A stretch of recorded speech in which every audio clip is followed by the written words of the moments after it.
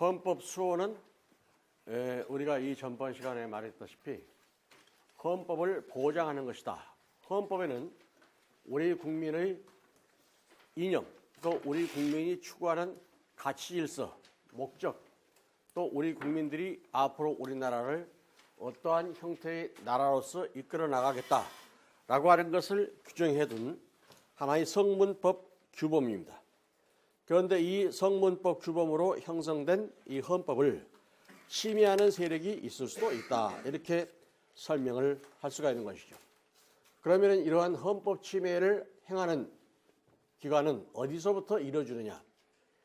국민이 헌법을 침해하는 경우도 있고 또 국가 권력 그 자체가 헌법을 침해하는 경우 크게 두 가지로 나누어 볼 수가 있습니다. 예를 들면은 자유민주적 기본 질서를 파괴하는 헌법의 적에 해당하는 정당 등과 같은 바로 이러한 정당이 자유민주적 기본 질서를 파괴하기 위해서 존재한다라고 할 때는 이것은 하나의 상향식 헌법 침해가 되는 것이죠. 이러한 정당은 소위 말해서 위헌정당 해산으로서 해산이 되게 돼 있는 겁니다. 그런데 실질적으로 우리 헌법이 침해되는 경우는 우리나라의 헌정사를 보면은 바로 국민에 의해서 헌법이 침해되는 경우보다는 오히려 국가 권력의 남용, 독재자에 의해서 헌법이 침해되는 경우가 많았습니다. 그렇기 때문에 국가 권력에 의한 위로부터의 공격, 즉 하향식 헌법 침해, 이것이 문제가 되고 있다. 이렇게 설명을 할 수가 있는 것이죠. 그렇기 때문에 예를 들어서 과거 우리나라의 독재 정부에서 또는 독재 대통령이 무리하게 삼선 개헌을 한다든지 장기 집권을 한다든지 또는 헌법에도 규정이 없는데 제3공화국 시절과 같은 때는 헌법에도 규정이 없음에도 불구하고 국회를 해산시켜버리고 1972년 유신헌법을 탄생시키는 바로 이러한 것 등은 소위 말해서 헌법을 침해하는 것이다. 이렇게 설명을 할 수가 있는 것이죠. 그래서 이러한 헌법 침해에 대한 대책으로서는 경우에 따라서는 헌법재판제도를 들 수가 있다. 헌법재판제도에서 예를 들면 위헌법률 심사제도 이것을 행한다든지 또는 경우에 따라서 탄핵을 하는 경우도 있습니다. 탄핵을 해서 어떠한 여러분들이 보시면은 일반적인 징계 절차라든지 사법 절차에 의해서는 책임을 추궁하기 어려운 대통령이라든지 고위공무원, 법관 등과 같은 신분이 보장된 공무원의 직무상의 위헌행위를 국민 대표기관인 의회가 헌법 또는 법률이 특별한 정하는 절차에 따라서 소추하는 제도. 그렇기 때문에 예를 들면 대통령은 일단 대통령으로 취임하는 순간 정치 행위는 금지가 되어 있습니다. 그런데 과거 우리나라 노무현 대통령이 오늘날과 같은 이러한 국회의원 선거가 있는데 우리당이 많이 국회의원을 배출했으면 좋겠다. 열린우리당에서 많은 국회의원이 당선되기를 바란다. 이런 발언을 하는 것은 대통령이 명시적으로 정치 활동을 하는 거나 마찬가지죠. 그래서 이것이 원인이 돼서 탄핵을 받은 바가 있습니다. 이것이 바로 우리나라 헌정사상 처음이었던 그 노무현 대통령에 대한 탄핵이었다. 바로 이러한 탄핵, 이것을 우리는 신분이 높은 공무원이라든지 즉 고위공무원이라든지 법관이라든지 대통령이라든지 이러한 사람들에 대해서 이러한 헌법 침해 행위가 있을 때에 우리가 제시하는 제도이다. 이렇게도 설명을 할 수가 있는 것이죠. 또 예를 들어서 국가 권력으로부터 우리 국민이 가지고 있는 헌법상의 권리가 침해되었다. 이렇게 말할 때는 헌법 소원을 우리가 제기할 수가 있습니다. 예를 들면 어떠한 법률이 우리 국민의 기본권을 침해하는 것이다 라고 해서 위헌법률 심판을 제청할 수도 있는 것이고 또 이것이 그 법원에 의해서 각하 또는 기각을 당했을 때는 본인이 직접 헌법재판소에 헌법 소원을 제기할 수도 있다. 그렇기 때문에 이러한 헌법 소원제도 이것도 역시 소위 말하는 그 헌법 침해 행위에 대한 국민의 권리 구제의 한 내용이 되고 있다. 이렇게 설명을 할 수가 있는 것이죠. 또 경우에 따라서는 기관 간 권한쟁의 심판제도라고 하는 것이 있습니다. 예를 들면 행정관청 사이에서 어떠한 분쟁이 발생하는 경우, 이것도 소위 말하는 하나의 헌법 수호의 한 내용이 될 것이다. 또 권력분립제도 이 자체를 두고 있는 것, 이것도 역시 소위 말하는 헌법 수호의 한 내용이다. 다시 말해서 권력분립제도를 두고 있는 이유는 국가의 특정한 기관이 입법부면은 입법부, 행정부면은 행정부, 사법부로 나누어서 그 국가 권력을 나눔과 동시에 서로 견제를 하고 그로 인해서 균형을 취하는 것이 소위 말하는 삼권분립의 원칙이죠. 그런데 바로 이러한 권력분립제도를 두고 있는 것 그 자체도 헌법 그 자체를 수호하기 위한 하나의 제도적 장치이다. 이렇게 설명을 할 수가 있는 것이죠. 그렇기 때문에 견제와 균형의 원칙이 광범하게 인정이 되고 또 강력하게 인정이 된다면 헌법 수호는 효과적으로 이루어질 수 있다. 이렇게 설명을 할 수가 있는 것이죠. 그렇기 때문에 특정한 기관이 권력 집중, 독재 행위를 막기 위해서 일정한 범위 내에서 권력 분립 제도를 채택하는 것도 결국은 헌법 수호를 위한 하나의 제도적 장치이다. 이렇게 설명을 할 수가 있는 것이죠. 그 다음에 우리 국민의 입장에서는 하향식 뭡니까? 헌법 침해 행위가 이루어졌다. 다시 말해서 국가 권력에 의해서 그 국가 권력 그 자체에 의해서 헌법 침해 행위가 이루어졌을 때는 우리 국민은 뭐를 행사할 수 있을까? 예를 들면 과거 이승만 그 정권 시절에 뭡니까? 부정선거가 이루어졌었죠. 부정선거가 이루어졌을 때 우리 국민은 어떻게 했지? 선거 부정이 이루어졌는데 이거 그냥 우리 참고 지내자. 그러고 말았어? 아니면은 국민이 저항권을 행사했어. 우리가 저항권을 행사했지 4.19 의거가 일어나서 바로 이러한 저항권을 행사해서 독재 권력을 추방시켜버렸다. 퇴출시켜버렸다. 이것이 바로 그 유명한 저항권을 행사하는 방법도 바로 이러한 헌법 수호의 제도적 수단이 될 수도 있다. 이렇게 설명을 할 수가 있는 것이죠. 이러한 저항권에 관련된 사항이 규정되어 있는 것은 여러분들이 옛날 책 201페이지를 보면은 미국 버지니아 주헌법, 또 미국 독립선언, 프랑스 인권선언, 바로 이러한 것 등의 인권을 침해당할 때는 저항권을 행사할 수 있다. 이렇게 규정을 할 수가 있는 것이죠.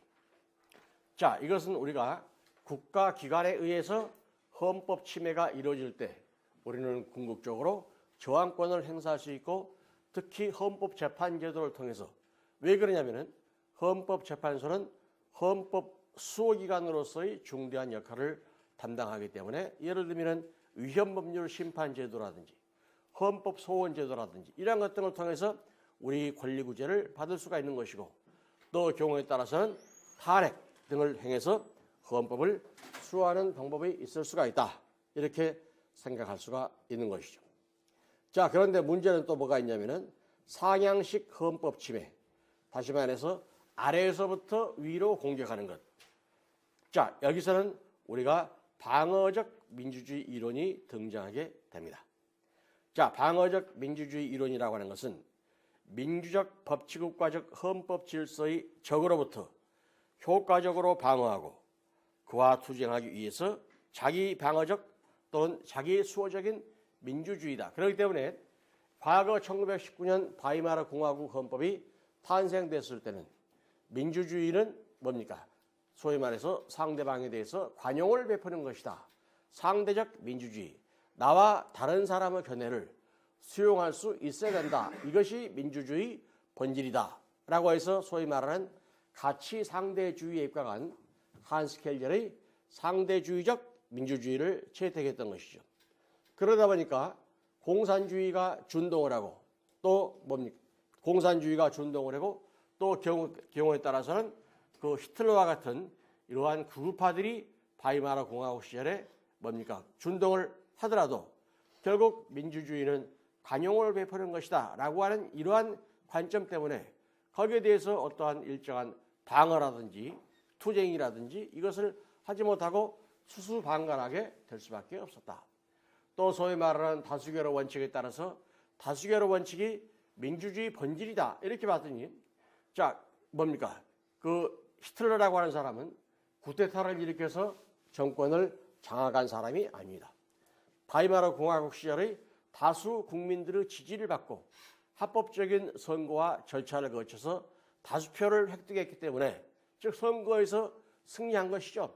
다수표를 획득했기 때문에 바로 이거로 인해서 정권을 장악하게 되었던 것이죠. 그러다 보니까 다수결의 원리에 대한 반성도 하게 됐습니다.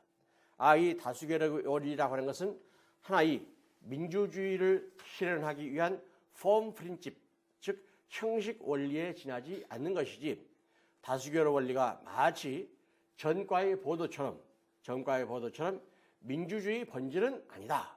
즉 민주주의 본질적 요소인 것이 아니고 단지 민주주의를 실현하기 위한 하나의 형식 요소이다. 또는 형식 원리다. 폼 프린집이다. 이렇게 부르고 있다는 것이. 그렇기 때문에 경우에 따라서는 우리가 과반수, 다시 말해서 absolute majority, 절대 다수를 우리가 어떠한 의사결정에 요구하는 경우도 있을 수도 있고 또 어떠한 경우에는 3분의 2 이상의 찬성을 얻는 경우도 있죠. 압도적인 다수를 얻을 수 있는 것이기 때문에 경우에 따라서는 압도적 다수를 옳은 것이다. 또 압도적 다수를 요구할 수도 있는 것이고 과반수를 요구할 수도 있는 것이고 아니면은 상대적 다수 그래서 과반수는 안 되더라도 뭡니까? 상대보다 한 표라도 많으면은 당선되도록 하는 것. 이러한 여러 가지 형태의 그 다수결 제도를 들 수 있기 때문에 이 다수결의 원칙이라 하는 것도 하나의 형식 원리에 불과한 것이지 민주주의 본질은 아니다. 만약에 다수결의 원칙이 민주주의 본질이다라고 한다면은 결국 다수결의 횡포가 되어버릴 수가 있죠. 다수에 의한 소수의 압박 이것이 되어버릴 수도 있다는 말이죠. 그렇기 때문에 다수결의 원칙 이것만이 민주주의 본질적 요소인 것은 아니다. 이렇게 설명을 할 수가 있습니다. 예를 들어서 여러분들에게 자 오늘 수업은 10시 반까지만 하도록 합시다. 내가 제안을 했다고. 그러면 여러분들이 의사결정 다수결의 원칙에 따르겠다. 그랬으면 여러분들은 기분이 좋아 기분이 나빠. 기분이 좋아버릴 수가 있겠지. 이 다음 주에 우리 휴강합니다.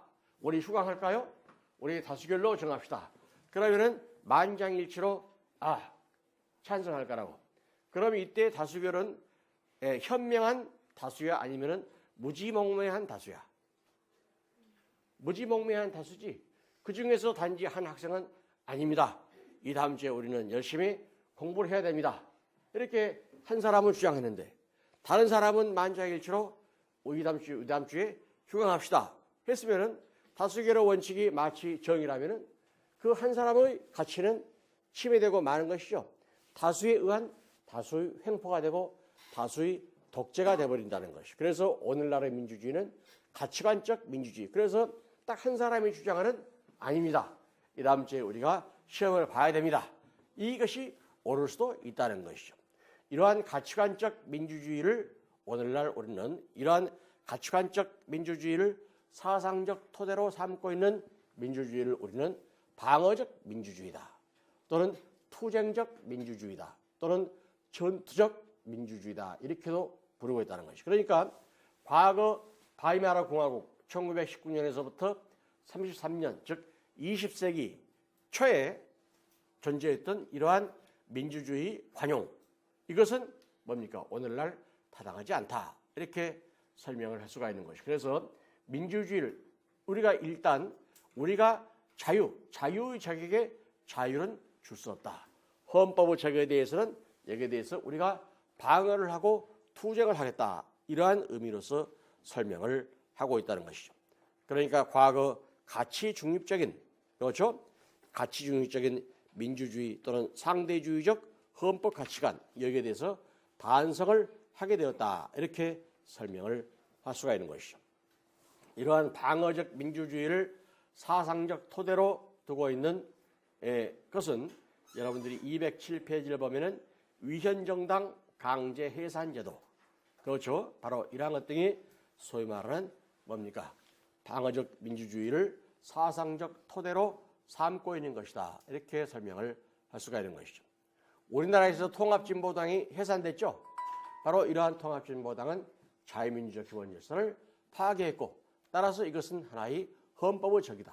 자유의 적에게 자유란 부여할 수 없다. 특히 우리가 가지고 있는 자유권에는 일정한 한계를 가지고 있습니다. 자, 그렇기 때문에 이 방어적 민주주의가 탄생되게 된 배경은 왜 특히 독일에서 이러한 방어적 민주주의 이론이 등장하게 되었을까? 그것은 독일 바이마르 공화국 헌정사를 통해서 볼 때 히틀러라고 하는 사람 때문에 수많은 국민들이 탄압을 받고 인류 역사상 그러한 그 독일에 있어서 독일 역사로 볼 때는 그러한 암흑기가 없었다는 말이죠. 그런데 세계에서 가장 발달된 진보된 민주주의 헌법이라고 하는 바이마르 공화국 헌법이 바로 이러한 히틀러와 같은 독재자를 탄생시키게 된 원인이 된 헌법이기도 하였다. 그래서 바로 이러한 방어적 민주주의 이론이 탄생되게 되었고 특히 독일 연방헌법재판소는 이러한 방어적 민주주의 이론에 의해서 위헌정당 해산을 하는 경우도 있었다. 예를 들면 1952년 10월 23일의 사회주의 국가당에 대한 위헌 판결.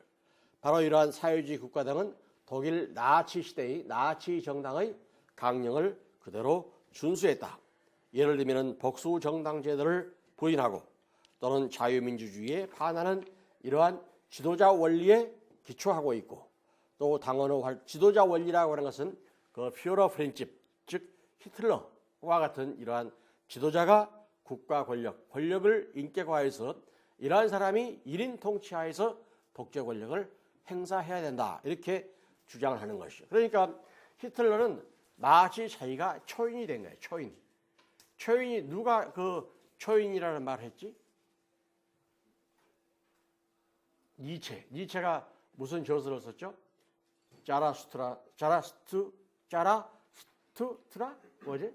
자라투스트라는 이렇게 말했다.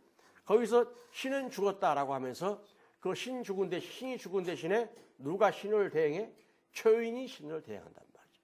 그러면서 히틀러가 바로 그러한 초인의 역할을 담당하는 것이다. 이것이 바로 지도자 원리이다. 이렇게 설명할 수가 있는 것이죠. 오늘날에는 전혀 통하지 않는 이러한 지도자 원리가 우리 북한에서 소위 말하는 김정은 지도자와 같은 이러한 지도자 원리 그대로 계승하고 있는 나라는 아마도 세계에서 북한 한 나라밖에 없을 것이다. 이렇게 설명을 할 수가 있는 것이죠.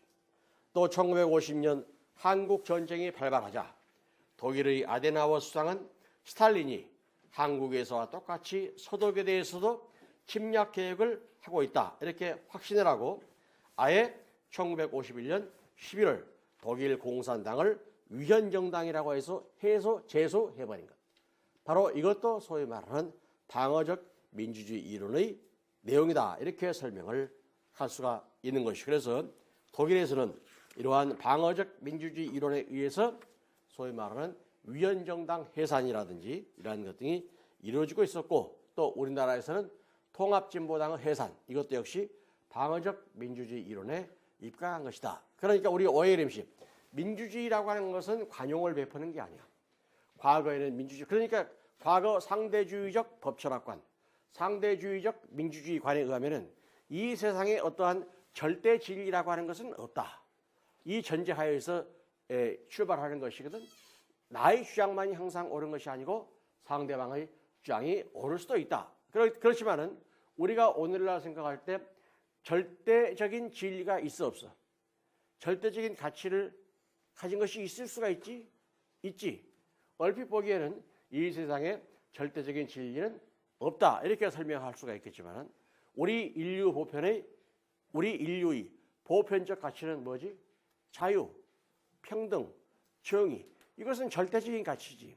어떠한 이유로도 훼손되어서는 안 되는 절대적인 가치가 있기 때문에 이러한 자유와 평등과 정의를 파괴하려고 하는 집단이 있다든지 아니면은 개인이 있다면은 거기에 대해서 우리는 싸울 수밖에 없다. 그래서 전투적 민주주의, 투쟁적 민주주의 아니면은 방어적 민주주의 이런 사상이 싹트게 되었던 것이죠. 그러니까 독일에서 특히 이러한 방어적 민주주의 이론이 강조되는 이유를 알겠지.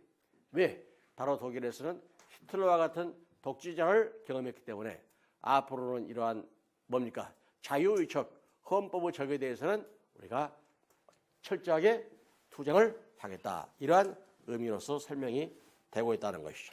그렇기 때문에 위헌정당 해산제도를 우리나라에서 두고 있고 또 독일 기본법 제21조 2항에서도 역시 위헌정당 해산제도를 두고 있다. 이렇게 설명을 하고 있는 것이죠. 우리 헌법 제8조 4항은 정당의 목적이나 활동이 민주적 기본 질서에 위배될 때는 정부는 헌법재판소에 그 해산을 제소할 수 있고 정당은 헌법재판소의 심판에 의해서 해산된다라고 하는 것도 우리나라의 민주주의가 자유민주주의를 토대로 하면서도 또 방어적 민주주의 이론을 수용하고 있다. 이것을 반증하는 것이다. 이렇게 설명을 하고 있는 것이죠.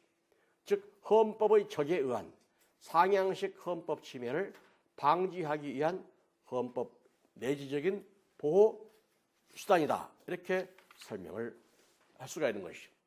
또 독일에서는 우리나라에서는 두고 있지 않은 독특한 제도를 두고 있습니다. 아예 기본권을 박탈시켜버리는 거예요. 기본권.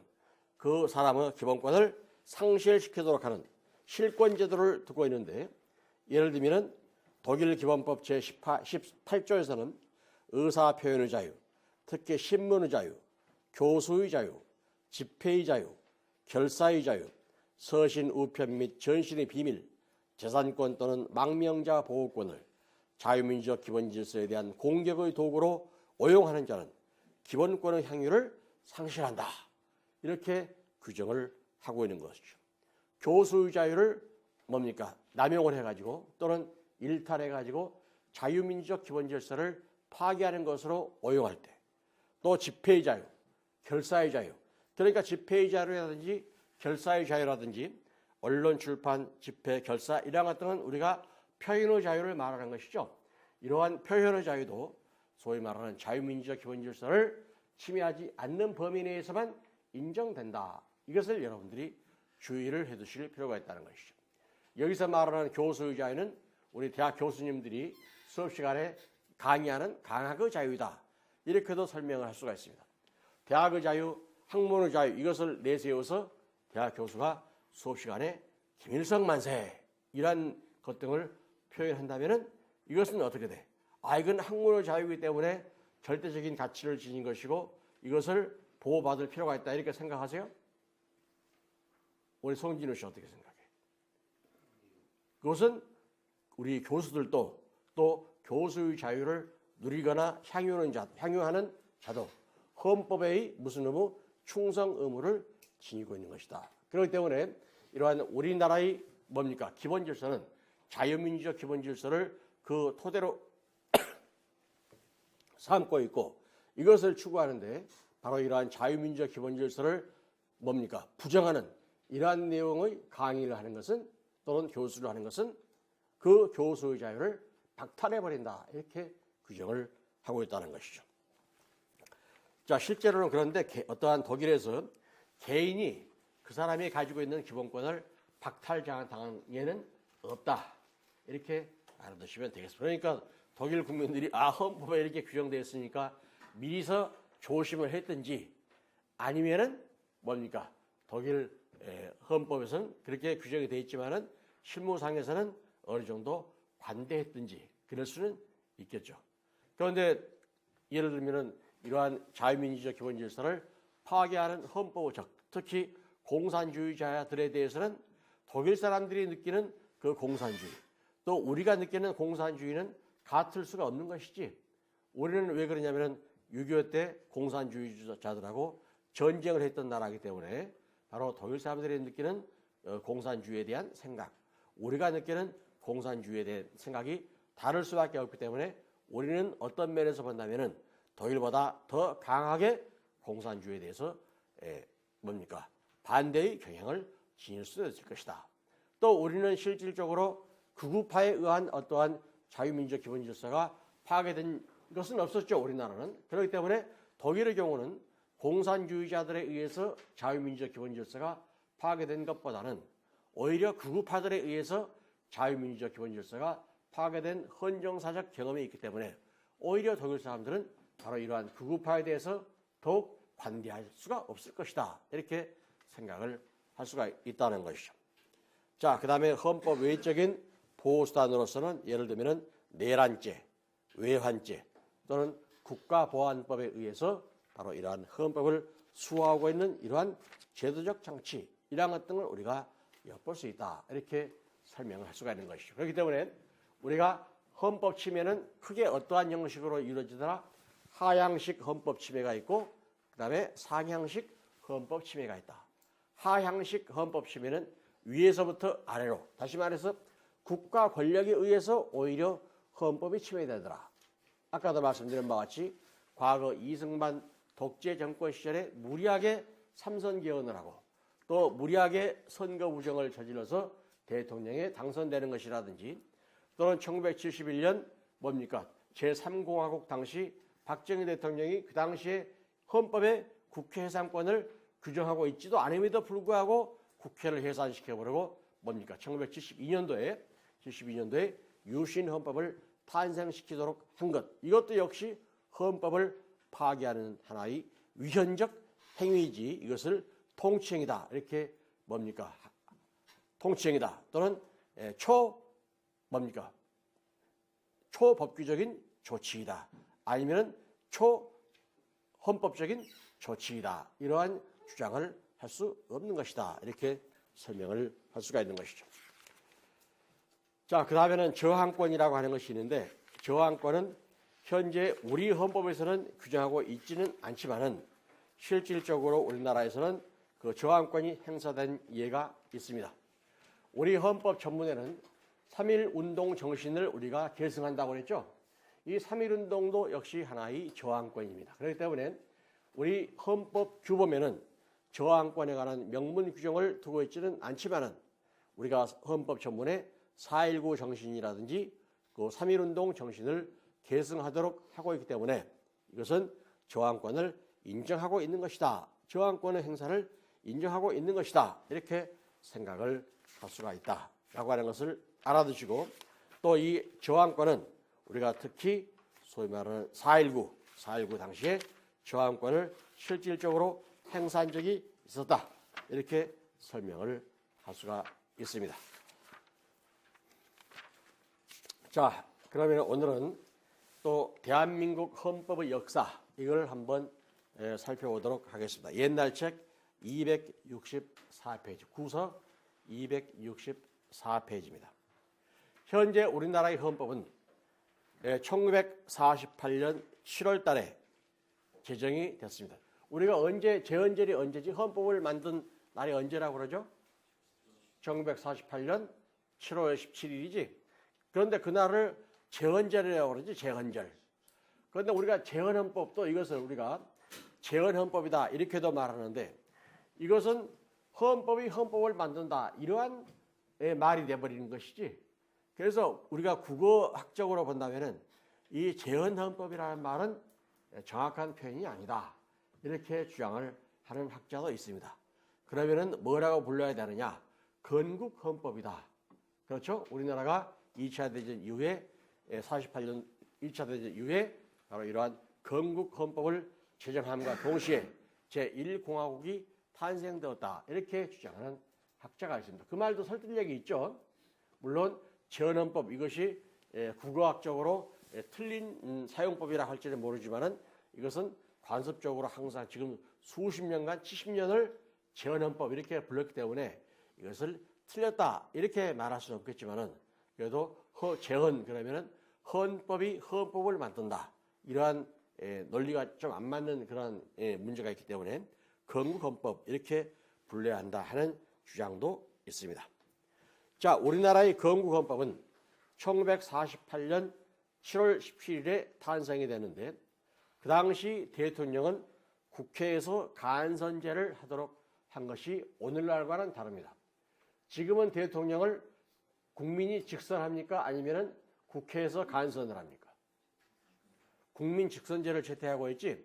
그런데 그 당시에는 국회에서 간선을 하도록 했었고 또 이 당시에도 어떠한 법률이 헌법에 위반되는가 또는 합헌인가 이것을 결정하는 기관을 두었는데 바로 이때 헌법위원회를 두어서 위헌법률 심사를 하도록 했습니다.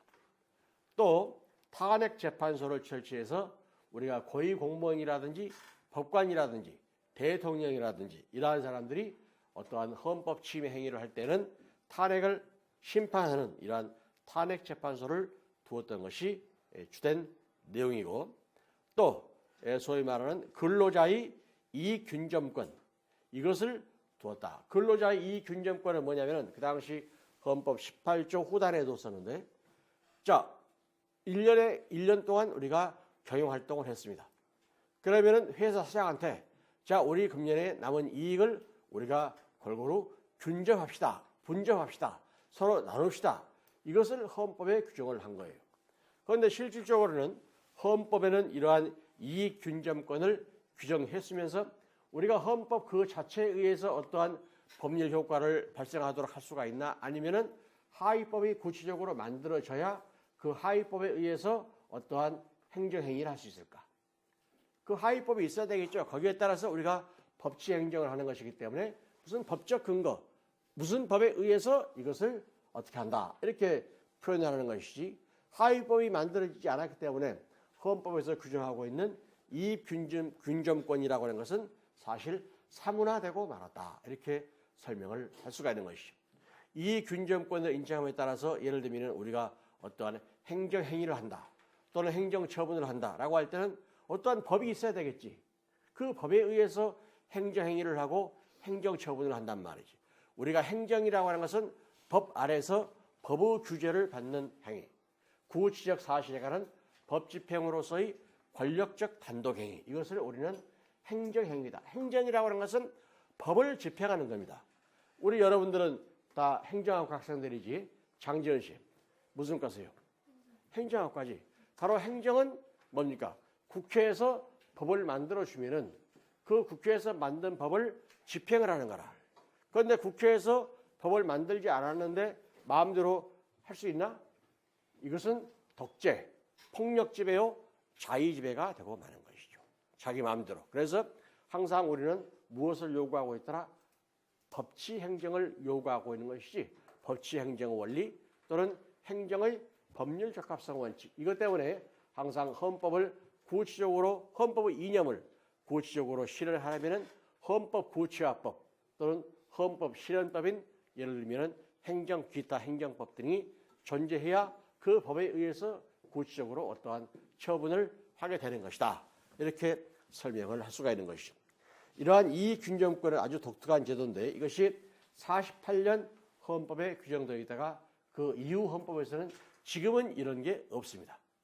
지금 만약에 이러한 우리 현행 헌법에 이러한 규정이 있으면 어떻게 될까? 노동자들이 난리 나겠지. 빨리 우리에게 뭘 해달라. 우리에게 대등한 권리를 달라. 우리가 경영에 참가하겠다. 소위 말하는 경영민주주의를 주장하면서 우리가 경영에 참가하겠다. 이러한 것 등을 얼마든지 주장할 수 있는 것이다. 이렇게 설명을 할 수가 있다는 것이죠. 그런데 이제 우리 이승만 대통령이 일단 국회에서 이제 간선이 돼서 소위 말하는 대통령이 됐습니다. 그런데 그 당시 이제 국회 상황을 보니까 야당의 존재 또는 이승만을 반대하는 세력들이 국회를 장악을 하게 됐어. 그러니까 이승만 대통령이 생각을 해보니까 국회에서 이제 간접선거로의 방식을 통해서 대통령에 당선될 가능성이 없어져 버린 거라.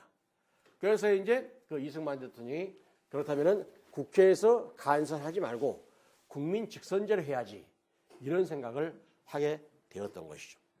즉 이승만 대통령은 국회에서의 간접선거에 의해서 대통령의 재선 가능성은 없었고 그래서 국민에 의한 대통령 직선제를 도입하려는 생각을 가지게 되었다. 그래서 이제 정부는 이제 정부통령 직선제 이것을 요구하고 또 국회는 소위 말하는 양원제로 두자 이러한 것 등을 주장을 했었고 또 야당에서는 국회는 국무원을 불신임할 수 있도록 해서 국무총리와 국무위원의 연대 책임제를 두자, 이러한 주장을 하게 됐습니다. 그렇기 때문에 그 대통령이 주장하는 여당 안과 또 야당이 주장하는 이러한 국무총리와 국무위원에 대한 불신임 제도, 이것을 서로 융합을 했습니다. 다시 말해서 발췌를 했죠. 여러 가지 그 안들 중에서 이러한 안, 이러한 안, 이러한 안을 우리가 채택하도록 하자. 즉 발췌했기 때문에 이것을 우리는 발췌 개헌이다, 이렇게 불렀던 것이죠. 그래서 특히 1952년 7월 개헌된 1차 개헌 때는 정부 통령 직선제를 채택하게 되었고, 특히 국회는 국무위원, 즉 국무원을 불신임할 수 있도록 하는 제도적 장치를 두었다, 이렇게 설명을 할 수가 있는 것이죠. 그러니까 우리가 생각하면은 원칙적으로 말이죠, 순수한 대통령제를 채택하면은 국회는 국무위원을 불신임할 수 있을까? 국무총리나 행정각부의 장관을 불신임할 수 있어요?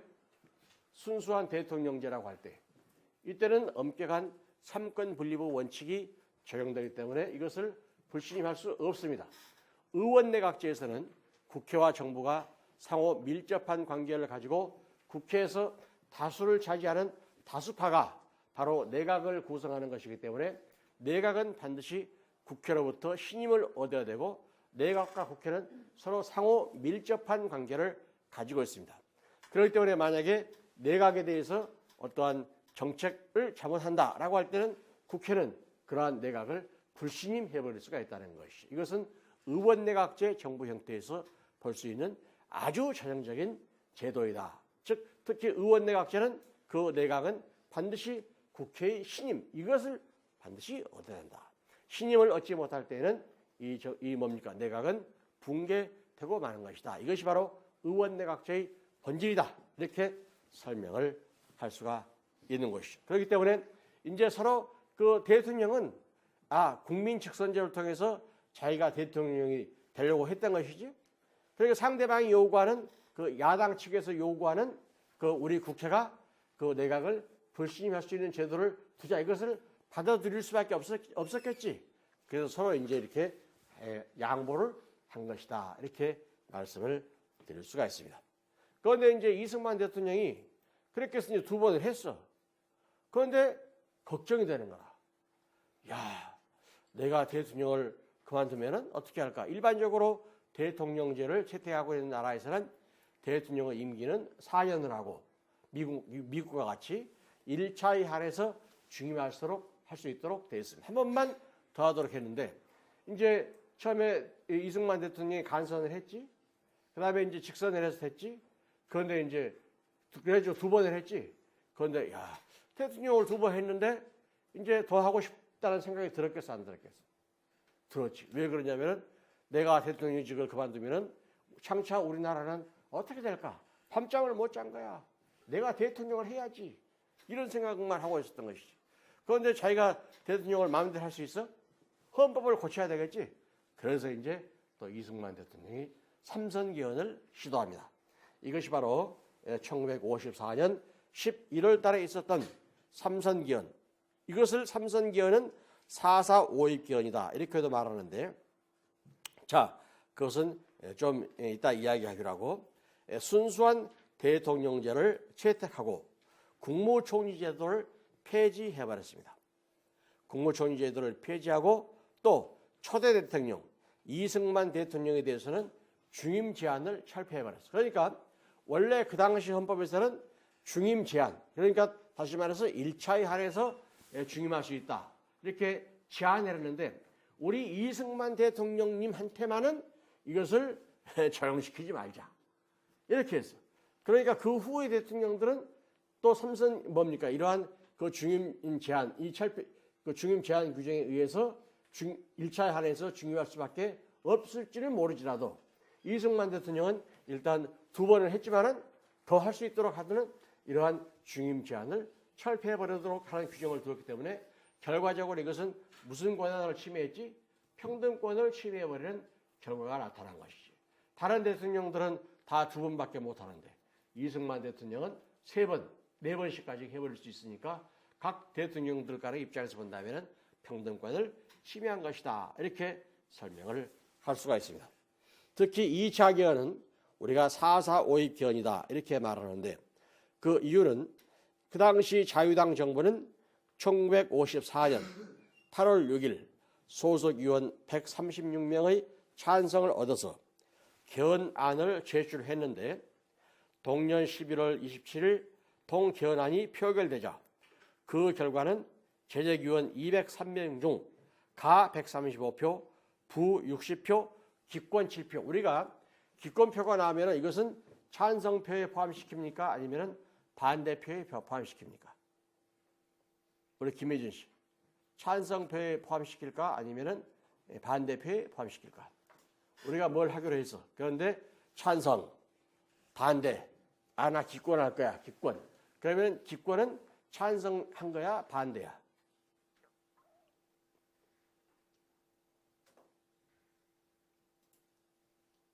기권. 찬성? 우리 김민철. 찬성으로 쳐줘야 돼? 네. 우리 장지현 씨. 뭘로 쳐줘야 될 것 같아? 반대로 쳐야 되겠지? 계산할 때는 찬성표는 아니단 말이지. 그래서 이제 당시 헌법 개정에 필요한 의결 정족수는 136명, 203명 중에서 헌법을 개정할 때는 압솔루트 뭡니까? 소위 말하는 그 압도적 다수 이것을 얻어야 되기 때문에 3분의 2 이상의 찬성을 얻어야 합니다. 그러면은 203명의 3분의 2는 136명이었는데 136명이었기 때문에 뭡니까? 그 동표결은 한 표 부족이다라고 해서 부결되었는데 29일에는 203명의 3분의 2는 135라고 주장하면서 27일의 부결 선언을 취소하고 이를 통과한 것으로 결정했다. 수학에서나 통하는 4.4.5입의 방법은 법규범의 해석에서는 적용되지 않음이 로마법 1의 관행이다. 그렇기 때문에 자 135.5가 나왔다. 그러면은 136명이 돼야 되는 것이지. 과반수 3분의 2 이상이면은. 그런데 135.5 이것을 반올리고 한 거야. 그렇게 해가지고 136명이 찬성한 것이다. 이것은 말이 돼야 안 돼. 말이 안 되는 것이지. 이것이 문제가 됐습니다. 그래서 이것을 특히 4.4.5입 개헌이다. 이렇게도 설명을 합니다. 무리하게 소위 말하는 이승만 대통령이 이러한 삼선 개헌을 한 사건이었다. 이렇게 설명을 할 수가 있는 것이죠. 자, 2차 개헌은 소위 2차 개헌은 이러한 방법으로 이루어졌고 이로 인해서 결국 무리하게 이제 이승만 대통령이 또 대통령을 하죠. 그런데 뭐가 일어납니까? 4.19 의거가 일어나서 이승만 정부는 붕괴되고 제2공화국이 탄생된다. 이렇게 설명을 할 수가 있는 것이죠. 이제 1960년에 소위 말하는 4.19가 일어나게 되죠. 4.19가 언제 일어났지? 이산아 씨. 4.19가 언제 일어났지?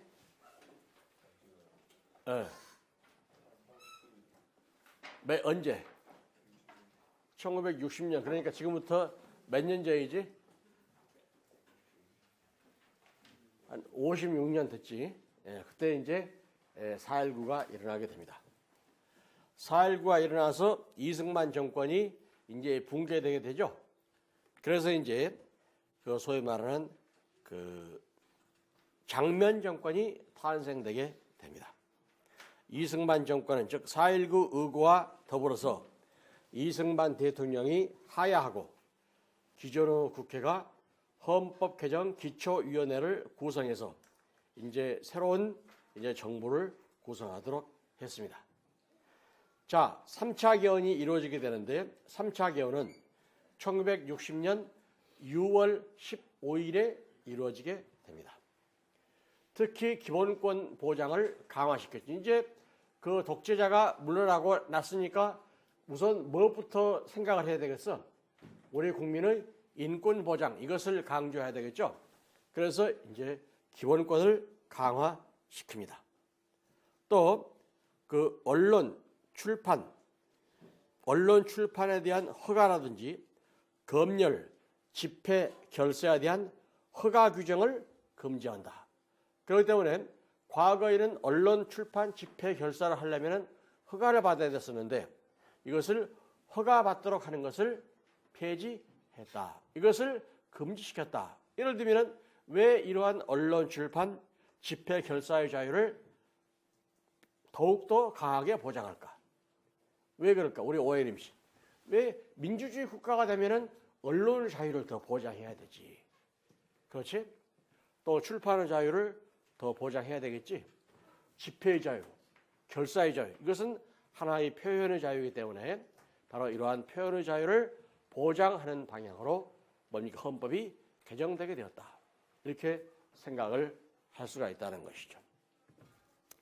자, 그 다음에 공무원의 정치적 중립성. 이것은 뭐냐면은 이승만 대통령 시절에 공무원들은 항상 국민에 대한 봉사자로서 정치적으로 중립을 지켜야 될 텐데 정부에 아부하는 그러한 정치인들이 뭡니까? 공무원들이 생기게 되면은 소위 말해서 역관주의에 빠져버릴 염려가 크기 때문에 공무원은 특히 그 정치적인 중립을 지켜야 한다. 그러면서 또 공무원에 대해서는 특별한 신분 보장을 해 주어야 정치적인 중립을 지킬 수가 있겠지. 예를 들어서 내가 정치적으로 중립을 지키고 있는데 만약에 그 권력기관에서 우리 정부에게 협조하는 뭘 하라. 그럼 나는 거절할 수 있어야 되겠지. 그러면 내가 신분 보장이 안 됐으면은 그런 걸 거절할 수 있어 없어? 거절 못 하는 것이지. 그래서 이러한 직업 공무원제를 특히 강화해서 바로 이러한 소위 말하는 신분 보장 이것을 해주고 있다. 그 다음에 이제 의원내각제를 채택하게 되었습니다. 야, 우리나라가 대통령제를 채택했더니 대통령 1인에게 권력이 집중되어서 우리나라가 민주주의가 안 되겠다. 그래서 우리는 다른 형태의 정부를 한번 채택해보자라고 해서 채택한 것이 의원내각제이다. 이렇게 설명을 하고 있습니다. 의원내각제를 채택하고 또 실제로는 이러한 양원제 이것을 채택했다. 이렇게 설명을 할 수가 있는 것이죠. 바로 이 제2공화국에서는 233명의 민의원, 즉 소선구제로서의 민의원을 선출하고 또 참의원 58명의 참의원을 우리가 선출했다. 다른 나라로 말하면 상원, 하원 이것을 만들었다. 하원이 실질적으로 국민 대표기관이라고 할 수 있는 것이죠. 하원이 실질적으로 또 국민 대표기관으로서의 역할을 하고 있다. 그 다음에 헌법위원회를 폐지하고 헌법재판소를 설치했다. 이렇게 설명을 할 수가 있는 것이죠. 자, 4차 개헌은 1960년 11월 달에 만들어지게 되는데요. 여러분들이 이제 그 당시에 이제 어떤 불만이 생기게 되냐면은 4.19가 일어났기 때문에 그러한 이승만 정권은 붕괴되게 되었죠.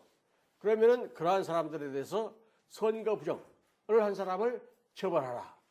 또 부정으로 소위 말하는 그 재산을 취득한 사람을 처벌하라. 이러한 것을 요구하게 되었습니다.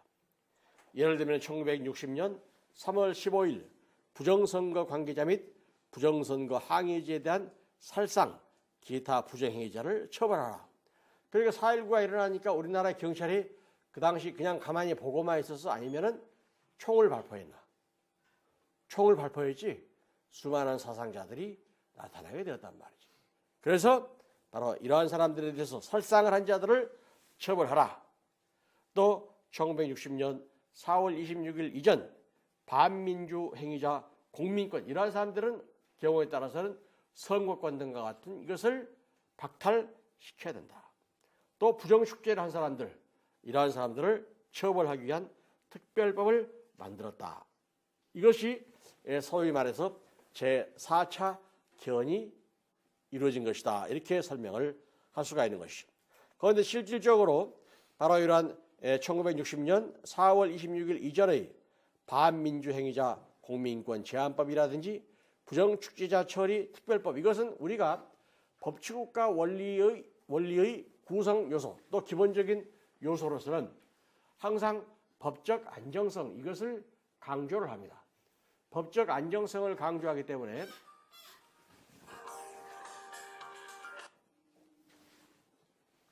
법적 안정성을 강조하기 때문에 또 기대 가능성 또는 예측 가능성이 항상 있어야 돼요. 그래야 이 사회가 법적 안정이 되겠지. 내가 예를 들어서 하는 행위가 불법인지 합법인지 경우에 따라서는 처벌을 받는지 처벌을 받지 않는 건지 모르면 여러분들이 불안하지 않아. 불안하죠. 그렇기 때문에 항상 법적 안정성이 있어야 되기 때문에 어떠한 법을 만들면 그 법은 장래에 향하여 앞으로 어떠한 행위를 한 자는 처벌한다라고 하는 그러한 그 장래에 향하여 그 효력을 발생하도록 하는 것이지 과거에 소급에서 효력을 발생하게 되면 국민이 어떻게 됩니까? 법적 안정성이 파괴될 염려가 크다는 것이죠. 그래서 소급 입법을 하게 되어 있지 않습니다. 예를 들면 우리가 간잉을 한 자는 사형에 처한다. 이런 규정을 우리가 만든다고 해봐. 그러면 이제 앞으로 즉 중간고사 볼 때부터 퇴학을 한 자는 간잉을 한 자는 사형에 처한다. 퇴학에 처한다. 이렇게 만드는 것이지. 작년 재작년에 간잉했던 사람들은 어떻게 돼? 그 사람들에게 이 법이 적용되어서는 안 된다는 것이죠. 그래서 이것이 소급 입법 금지 원칙인데 바로 이 부정축제자 처리특별법이라든지 반민주행위자 공민권 제한법은 이미 과거에 끝나버린 사실이나 법률 관계였지. 그런데 이것을 대상으로 해서 그 이미 과거에 끝나버린 사실이나 그 법률 관계를 대상으로 해서 법을 만들어서 그 사람들을 처벌하는 것이기 때문에 이것을 우리는 소급 입법이다 이렇게 부릅니다. 그래서 법치국가에서 법적 안정성을 위해서는 법치국가의 원리의 중요한 요소로서 반드시 법적 안정성이 요구되기 때문에 소급 입법 금지 원칙이 적용되는데 바로 이것이 소급 입법 금지 원칙을 위반한 그러한 문제가 있었다 이렇게 설명을 할 수가 있다는 것이죠. 자, 그런데 1960년에 이제 그 제2공화국 헌법이 탄생되고 그다음에 그 당시 대통령은 누구였지? 제2공화국 당시 대통령은 누구였지? 자, 큰 소리 누가 지금 말하는 사람 누구지? 윤보선이라고 말하는 사람. 손 들어보세요. 네. 어떻게 알았어? 고등학교 때 배운 기억이 나? 그런데 윤보선 대통령은 김백기 교수님 친구 아버지라는 것은 몰랐지. 예? 예. 그 윤보선 대통령의 그 둘째 아들이 나하고 국민학교 동창이에요. 그 친구하고 나하고 친했어. 그 친구는 바로 내 앞자리에 앉았었고 나는 바로 그 뒷자리에 앉아가지고 서로 장난 잘 치고 여러분들은 그 국민학교 다닐 때 친구들이 반찬 싸갖고 막 뺏어먹고 그러나? 여러분들은 때는 그랬어요? 우리 때는 그게 유행이었어요, 유행. 그런데 그 친구는 그 집에서 도시락을 싸주면은 뭘 싸주냐면은 그 샌드위치를 꼭 싸갖고 와.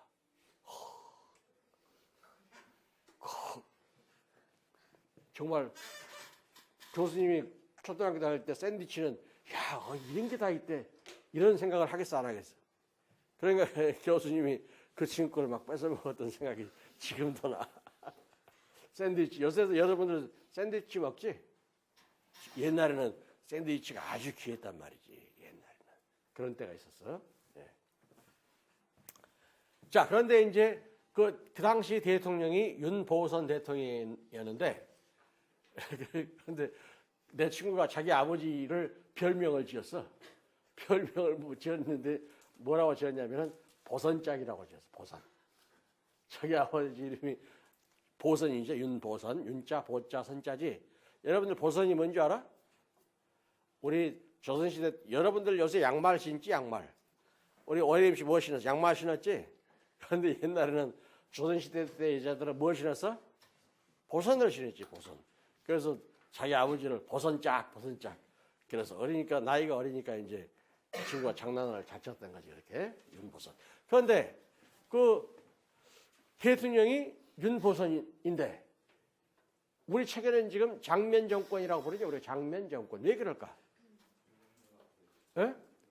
그렇지. 의원내각제니까 그렇습니다. 의원내각제에서는 대통령제에서는 대통령이 행정부의 수반이 되지만은 의원내각제에서는 수상, 다시 말해서 국무총리가 행정부의 수상이 되기 때문에 그 사람의 이름을 따서 장면 정권. 이승만 대통령 때는 그 당시에는 대통령제였으니까 이승만 정부 이렇게 부른다는 것이죠.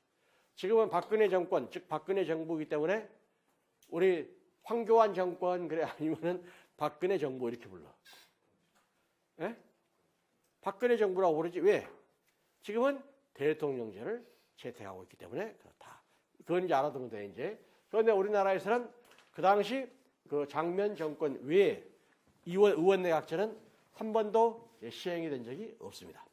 이제 60년도에 이제 의원내각제가 탄생했는데 61년도에 의원내각제가 붕괴되지. 뭐에 의해서 붕괴가 되지? 5.16 군사 쿠데타가 일어나게 됩니다. 누가 군사 쿠데타를 일으켰죠? 내가 좋아하는 박정희 대통령이 군사 쿠데타를 일으키게 됩니다. 5.16 때. 그러면서 이제 헌법을 또 개정을 해. 이때 헌법을 전면적으로 개정을 하는데 이것을 5번째 개헌하는 것이기 때문에 제5차 개헌 이렇게 불렀고 이것은 전면적인 헌법 개헌이었기 때문에 개정이었기 때문에 전면 개헌이다. 이렇게도 부릅니다. 자, 여기서는 국회를 다시 단원제 국회. 오늘날 우리나라의 국회는 양원제입니까? 단원제입니까? 우리나라에 상원, 하원 있어? 없죠? 그렇지? 상원, 하원이 없고 단원제 국회 하나밖에 없죠? 여의도에.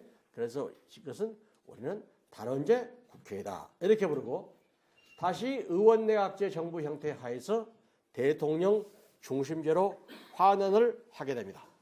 특히 여기서 중요한 것은 이때 제3공화국이 탄생되면서 소위 말하는 복수정당제도 이것을 헌법에 명문화합니다. 복수정당제도를 헌법에 명문화한 것은 몇 공화국 헌법? 제3공화국 헌법. 몇 차 개헌? 제5차 개헌 때 이것이 이루어졌다. 공무원 시험 보는 사람, 공시 준비생은 요거 알고 있어야 돼. 우리나라에서 최초로 복수정당 제도를 헌법에 명문화하는 것은 제5차 개헌, 그 다음에 몇 공화국? 제3공화국. 공시. 여러분들 공시 준비하려면 공부를 열심히 하고 교수님이 암기하라고 한 것은 암기해야지. 저 정보종합청사 가가지고 컴퓨터 몰래 그거 고치고 그러면 안 돼. 그것은 교도소 가는 거야, 그거는. 공부를 열심히 해서 그것을 공무원 시험 합격해 야지. 그것을, 예? 그 정보종합청사 가가지고 그것을 가짜로 고치면 되나. 그 다음에 법원의 위헌법률 심사제도를 가지게 됐었고, 법원에서 이제 과거에는 1공화국 때는 어디서 위헌법률을 심판했지? 헌법위원회라고 하는 것이 있다고 그랬지? 그런데 자, 2공화국 때는 어디가 있었지? 헌법재판소가 있었지? 이것을 다시 헌법위원회로 바꾸게 됩니다. 자, 그 다음에 이걸 다시 헌법위원회 바꾸는 것이 아니고 법원에서 뭡니까? 그 위헌법률 심사제도를 담당하도록 했다. 그러면 위헌법률 심사제도를 어디서 최종적으로 담당할까? 대법원에서 최종적으로 이것을 담당한다. 이렇게 설명을 할 수가 있는 것이죠. 그 다음에 헌법 개정에는 반드시 필수적으로 국민투표를 거치도록 하고 했습니다. 필요적 국민투표. 필수적 국민투표. 자, 우리 조상호 씨. 현재 우리 헌법에서는 우리가 헌법을 개정하려고 할 때 반드시 국민투표를 거쳐야 됩니까? 거치지 않고 해도 됩니까? 거치지 않고 국회에서 의결만 하면 됩니까? 아, 그래? 우리 이민규 씨. 그래서 의결한 다음에 그걸 국민투표에 붙여놔요. 그렇지. 국회에서 3분의 2 이상의 찬성. 그러니까 헌법 개정을 할 때 과반수가 아니고 3분의 2 이상의 찬성을 얻도록 하는 그 취지를 뭘까? 우리 최희정 씨. 과반수. 과반수는 뭘 말하지? 과반수? 10명의 과반수는? 과반수. 10명의 과반수가 3분의 2야? 10명에 5명이면 과반수야? 과반? 10명에 5명. 과반수야? 100명에 50명. 과반수? 그러면 2분의 1 이상이면 과반수야? 2분의 1 이상. 우리 김은철 씨. 2분의 1 이상이면 과반수야?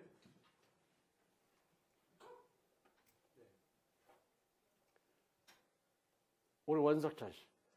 2분의 1 이상이면 과반수야? 그럼 100명에 2분의 1이면 50명 이상이면 과반수야? 과반수의 찬성. 50명 이상이 찬성하면 돼? 그렇지, 51명이지. 공부 더 잘하는 사람이 여기 있네. 51명이 과반수지. 50명은 뭐야, 그러면? 2분의 1 이상이 아니고 2분의 1 초과, 이렇게 말해야 되겠지? 이상이 아니고 초과. 그런데, 그러면 우리 김은철 씨가 2분의 1 이상이 과반수가 2분의 1 이상이다. 그랬는데, 그것은 과반이 아니고 뭘까? 다른 말을 표현하면. 철반이지. 우리 원석찬 씨가 천재네. 공부 잘해? 그럼 어떻게 그걸 알지?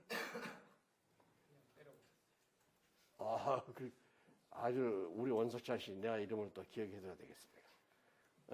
그러니까 2분의 1 이상은 절반이야, 절반. 그 절반이 아니고 과반이기 때문에 초과가 돼야 되는 것이지. 그러면 몇 명 이상? 51명 이상. 이것이 과반수야. 이것을 우리는 그 절대 다수다. 이렇게 부릅니다. 우리가 부를 때 독일어로 absolute Mehrheit. 이것을 번역하면은 절대 다수. 절대 다수가 얼마? 과반. 2분의 1 이상이 아니고 2분의 1 초과. 이것을 굉장히 조심해야 돼요. 자, 그러면은 우리가 국회의원이 지금 몇 명이지? 우리가 4월 13일 날 국회의원 선거하지? 우리가 거기서 과반수는 몇 명이야? 예를 들어서 새누리당이 과반수를 차지하려면 몇 석을 얻어야 되겠어? 예? 150? 그건 절반이지. 300명에 150명이면 절반이지. 몇 명? 151명이 돼야 되지. 그렇지? 151명. 151명이 돼야 과반수가 되는 것이지. 나머지는 149명이지. 이렇게 되지. 네. 그러면은 299명의 과반수는 몇 명이야? 그때는 150. 이렇게 되지. 반대는 149. 그러니까 150 플러스 149 하면은 299명이 되는 것이지. 현재 이번에 4월 13일 날 우리가 몇 명을 뽑지? 우리가 4월 13일 날 제20대 국회는 총 300명이 국회의원입니다. 총 300명. 네. 그것을 알아두시면 되겠습니다. 자, 또 이제 내가 좋아하는 우리 박정희 대통령이 또 이제 괴로운 게 생긴 거야. 무슨 걱정을 했을까? 야, 내가 대통령을 2번 했는데 밤잠을 못 자겠는 거야. 무슨 걱정 때문에? 나라 걱정 때문에. 내가 계속을 좀 더 해야 될 텐데 지금 우리 헌법에서는 어떻게 돼 있지? 한 번만 하도록 돼 있지? 1차 한해서 중임할 수 있다. 그러면 어떻게 해야 돼? 이 헌법을 개정해야 되겠지. 그래서 이제 내가 좋아하는 우리 박정희 대통령이 3선 개헌을 하게 됩니다. 이때 1969년 10월 달에 3선 개헌을 하면서 그 헌법 조문을 어떻게 고쳤냐면은 대통령의 계속 재임은 3기 한한다. 이렇게 규정을 했어. 자, 대통령의 계속 재임은 3기 한한다라고 했으니까 무슨 문제가 생겨? 원래 그 취지는 내가 한 번만 더 하고 이제 대통령은 그만둘게. 이런 의미겠지. 그래서 대통령의 계속 재임은 3기 한한다.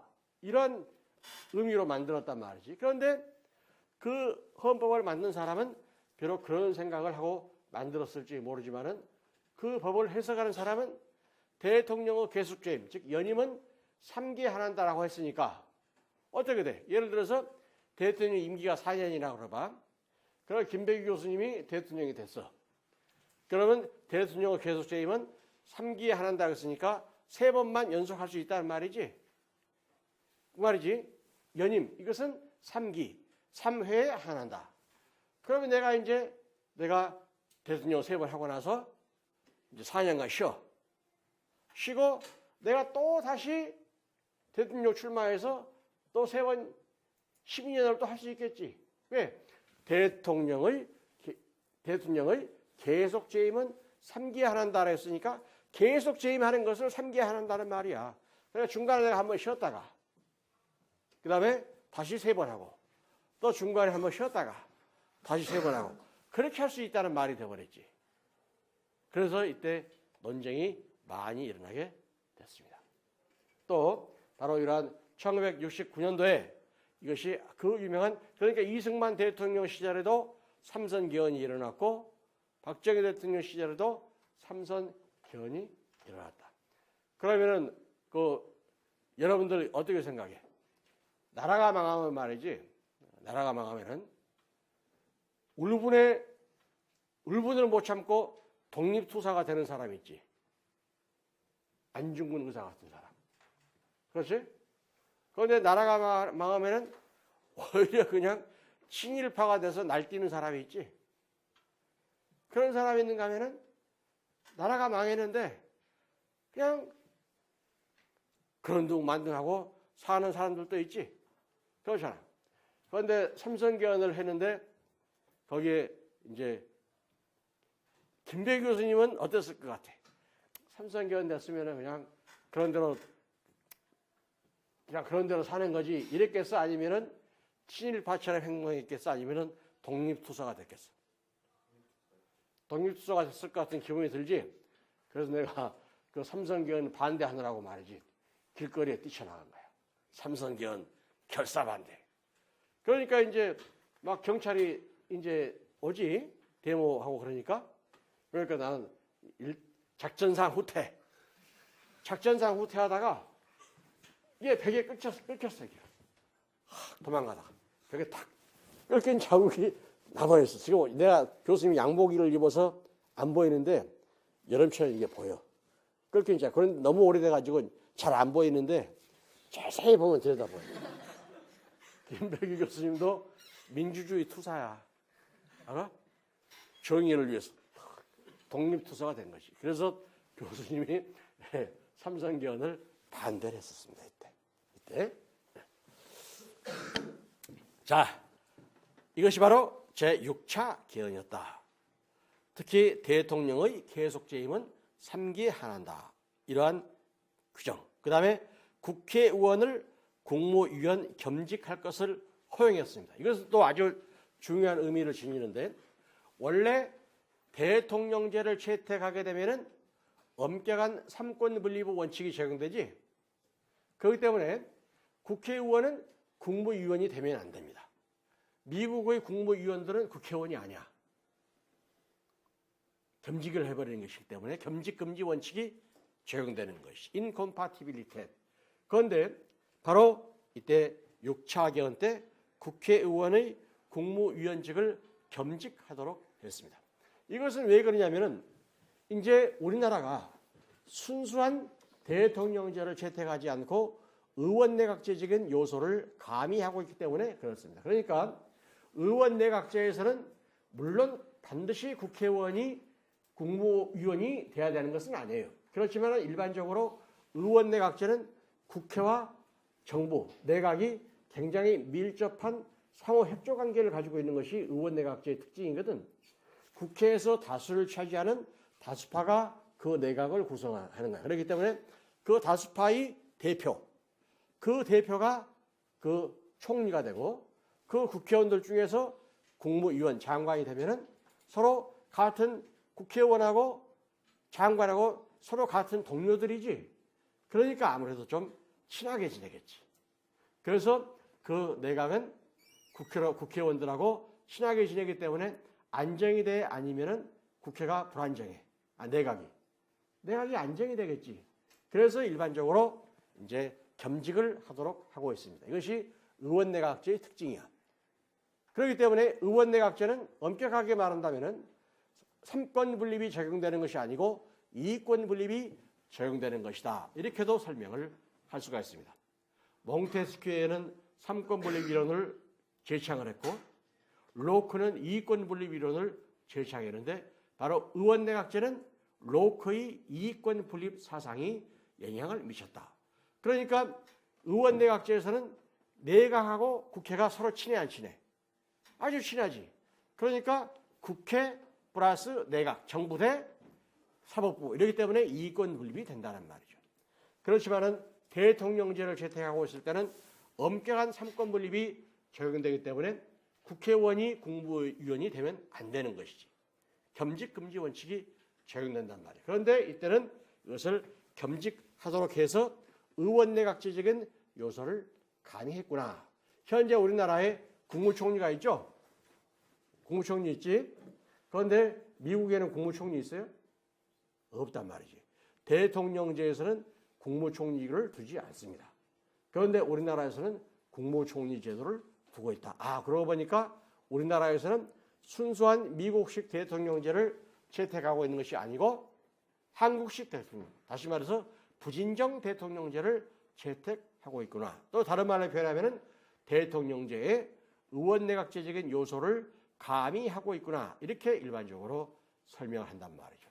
미국과 같은 순수한 대통령제를 채택하고 있는 나라에서는 두고 있지 않은 국무총리 제도라든지 또는 우리나라에서는 헌법에서 헌법 52조에서 정부와 국회의원과 정부는 법률안 제출권을 가진다. 이렇게 규정하고 있는데 원래 순수한 대통령제를 채택하고 있으면 엄격한 삼권 분립 원칙이 적용되기 때문에 법률은 어디서만 만들 수가 있어? 국회에서만 만들 수 있지. 그런데 의원내각제에서는 바로 국회와 정부가 서로 밀접한 상호, 공화, 협조 관계를 가지는 것이기 때문에 정부에서도 법률안 제출권을 갖도록 하고 있습니다. 의원내각제는. 그런데 우리나라에서는 대통령제를 채택하면서도 헌법 52조에서 정부도 법률안 제출권을 가지도록 했기 때문에 어떻게 됐지? 의원내각제적인 요소를 가미하고 있구나. 이렇게 생각을 할 수가 있다는 것이죠. 그런데 이제 1969년도에 이제 삼선 개헌을 해가지고 우리 박정희 대통령이 대통령을 3번 했어.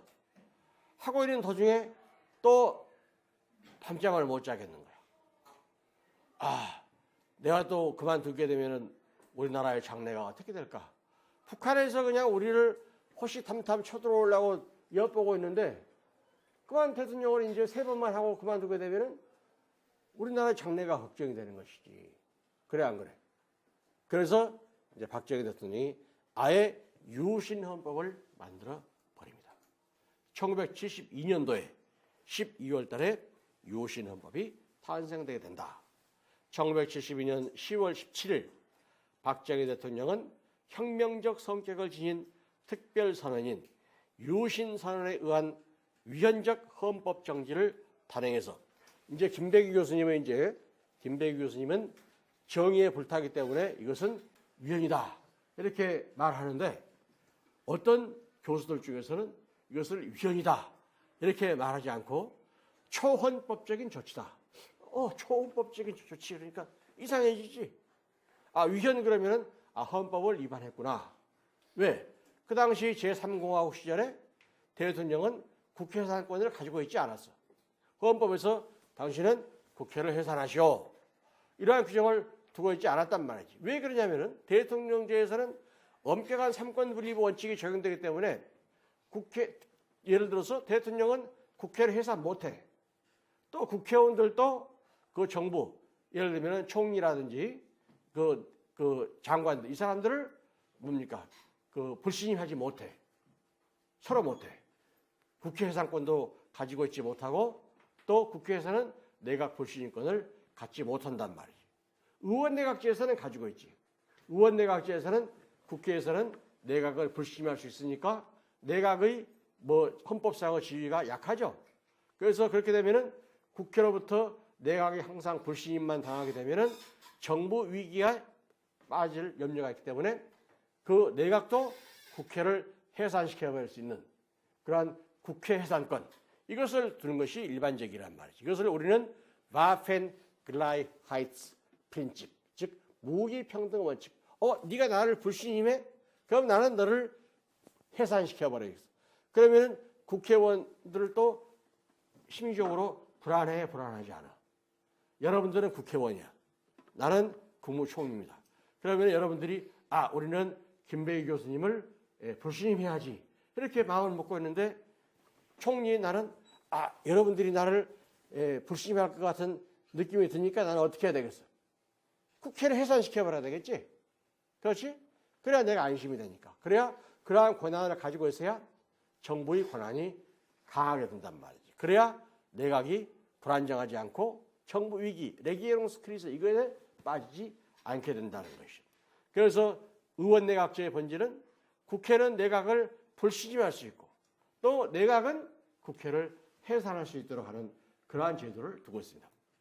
무슨 말인지 알겠지? 그런데 대통령제에서는 국회는 내각 불신임권이 없어. 그러니까 내각도 역시 국회를 해산하면 안 되지. 그렇지? 그런데 그 당시에 박정희 대통령이 뭡니까? 그 소위 말하는 국회를 해산시켜버렸다. 정당 및 정치활동을 중지시키고 국회를 해산시키고 또 국회를 해산시켜버렸기 때문에 국회 권한을 소위 말하는 비상국무회의에서 국회 대신에 행사하도록 했어. 이게 참 그 민주주의 원리가 파괴돼 버렸지. 국회에서 국회가 해산돼 버리니까 어떻게 해야 돼? 비상국무회의를 만들어서 여기에서 국회 역할을 담당하도록 했다. 그러면서 비상계엄까지 선포하게 됐어. 비상계엄. 그래가지고 그런데 이제 여기서 또 문제가 되고 있습니다. 이 유신헌법은 우리 대한민국 헌정사상 유례가 없이 우리 국민의 기본권을 탄압하고 독재 정치를 자해했던 이러한 헌법입니다. 그래서 이것을 헌법이라고 부르지도 않고 요새는 헌법하고 유사한 것. 그래서 유사헌법 이렇게 부르든지 아니면은 변종헌법 이렇게 부른단 말이죠. 그런데 이 당시 이러한 유신헌법을 만들면서 국민투표를 거치는데 국민들이 참 어리석어. 바보야. 91%가 그 투표에 참가하고 또 거기서 91%가 찬성을 해버린 거야. 그러니까 국민은 이게 바로 다수결의 원칙에 맞는 거지. 그런데 이때 다수결의 원칙은 어떻게 됐어? 무슨 다수였어? 교수님이 말한 무지몽매한 다수였단 말이지. 내가 여러분들에게 우리 이다음 주에 휴강 합시다. 그러면 여러분들은 좋아서 막 날뛰고 막 휘파람 불고 박수치고 막 그냥 교수님 감사합니다. 그럴 거 아니야. 틀림없이. 이게 바로 무지몽매한 다수란 말이지. 그래서 이 다수결의 원칙은 민주주의 본질이 아니고 아까도 말한 바와 같이 민주주의를 실현하기 위한 하나의 형식 원리에 불과한 것이지 민주주의 본질이 아니다. 봐봐. 유신헌법도 90% 이상이 찬성한 거야. 그럴듯해 보이거든. 우리가 지금 남북으로 대치돼 있고 우리가 남북 통일을 준비해야 되는데 강력한 힘을 가진 대통령이 있어야 되겠다. 그러니까 국민들이 그럴듯해 보이거든. 그러니까 찬성을 한 거야 그냥 국민들이. 91% 찬성. 그래서 이것이 1972년 12월 27일 날 공포를 하게 되는데 이것이 제7차 개헌, 소위 말하는 유신헌법이다. 그러니까 여러분들은 이것을 서로 연계해서 외워야 돼. 7차 개헌은 무슨 헌법? 유신헌법. 그러니까 7차 개헌을 하고 유신헌법을 만들어서 종전의 제3공화국이 이제 없어지게 되는 것이지. 그러면서 제4공화국이 탄생이 됩니다. 그러니까 제1공화국은 이승만 정권의 전 국회에서의 헌법 시절의 정부였고 제2공화국은 의원내각제 정부지. 이승만 정권이 붕괴되고 그 다음에 제3공화국은 박정희 정부지. 박정희 정권이란 말이지. 5.16 군사 쿠데타에 의해서 바로 이 제3공화국이 탄생되는데 이것을 또다시 뭡니까? 붕괴시켜버리고 제4공화국을 탄생시켰다. 무슨 헌법에 의해서? 무슨 헌법? 유신 헌법. 몇 차 개헌? 제7차 개헌. 이것을 꼭 알고 있어야 돼요. 연도도 1972년. 이것이 특히 뭐가 문제됐다고 그랬지? 그 당시 제3공화국 헌법에는 대통령이 국회 해산권을 가지고 있지 않았는데 강제로 국회 해산을 해버렸던 것. 강제로 헌법에도 없는데 그 헌법을 위반했다 이렇게 말해야 되지. 위헌적인 조치였다 이렇게 말해야지. 이것을 초헌법적인 조치였다 이렇게 말하면 돼 안 돼? 우리 송진우 씨가 사람 죽여놓고 말이지. 사람 죽이면 어떻게 돼? 형법을 위반한 것이지. 위법한 행위지. 그런데 사람 죽여놓고 이것은 초형법적인 조치였다. 그러면 돼 안 돼? 그런데 이 사람이 악질이었단 말이에요. 악질 사채업자였다. 그 도스토예브스키의 그 죄와벌에 나오지? 그 악덕 사채업자를 누가 죽여버렸지? 죽여놓고 이것은 초법, 저 사람은 악덕 사채업자니까 내가 비록 사람을 죽였지만은 이것은 초법규적인 행동이었다. 이렇게 말할 수 있어? 이렇게 하면 안 되는 것이지. 그렇기 때문에 그 당시 일부 몇몇 헌법학자들 중에서는 이것은 위헌적인 조치다 이렇게 말하지 않고 초헌법적인 조치였다 이렇게 말하는 학자들이 있었습니다. 그것은 잘못된 것이다. 위헌이었다. 이렇게 설명을 해야 되는 것이지. 자, 이 유신헌법의 내용을 보면은 기본권이 약화돼 버렸어. 그러니까 제2공화국 그 이승만 정부가 붕괴되고 장면 정권인 제2공화국 때는 기본권이 많이 강화됐었지. 또 3공화국 때도 특히 3공화국은 박정희 대통령이 군사 쿠데타를 일으켜서 이제 정권을 잡았기 때문에 무슨 문제가 있을까? 우리 안성흠.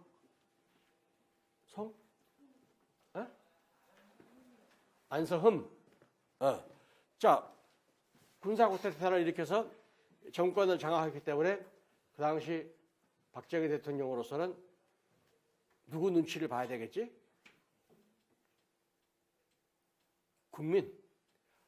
그랬으면 좋지. 요새 국회의원 선거하는 거 보니까 막 무릎 꿇고 잘하고 난리야. 잘못했습니다. 용서해 주십시오. 선거할 때까지만. 그런데 국민이 무서워서 그랬을까? 아니면 어떤 형님이 있었기 때문에 그럴까? 우리 한국에는 형님이 있어 없어? 우리 장지현 씨, 형님이 있어 없어 한국에? 없어? 우리 김수진 씨, 형님이 있어 없어 한국에? 우리 한국 형님이 어디지? 미국이지. 그러니까 그 당시 박정희 대통령이 미국 케네디 대통령도 찾아가고 그랬잖아. 그렇죠. 미국한테 형님이 사인해줘야 되니까. 옛날 조선시대 때 형님은 어디였어? 중국이 형님이었지. 그러니까 중국한테 사인 받아서 다니고 그랬어야 되는데 이제는 미국한테 가서 사인을 받은 거야. 그러면 어떻게 해야 되겠어? 미국 형님들한테 잘 봐야 되겠어? 잘못 봐야 되겠어? 잘 봐야 되겠지. 그래서 아예 그 1962년 제3공화국 헌법은 미국식 대통령제와 가장 밀접한 정부 형태를 가지고 있었습니다. 가장 유사한 형태의 뭡니까? 대통령제 정부였다. 그러니까 순수한 미국식 대통령제를 채택했었다. 이렇게도 생각을 할 수가 있는 것이죠. 아까도 말한 바와 같이 군사 쿠데타를 일으켰으니까 정통성, 정당성이 있어 없어? 미국 대통령이 굉장히 괘씸하게 생각했지. 이 사람을 내가 믿을 수가 있을까? 그렇지? 더군다나 그 사람이 그 박정희 대통령이 김배희 교수님 아버지를 쫓아냈잖아. 그렇게 됐지? 그러니까 미국에서 좋아할 리가 없지. 그러니까 이제 그 박정희 대통령은 될 수 있으면은 그 미국과 가까운 이러한 형태의 헌법을 가지려고 했던 것이 바로 제3공화국 헌법이었다. 그런데 이제 제4공화국 때는 이제 아예 그냥 기본권을 약화시켜버렸어. 이것은 구속적부 심사제도를 폐지했다 이렇게도 말하는데요.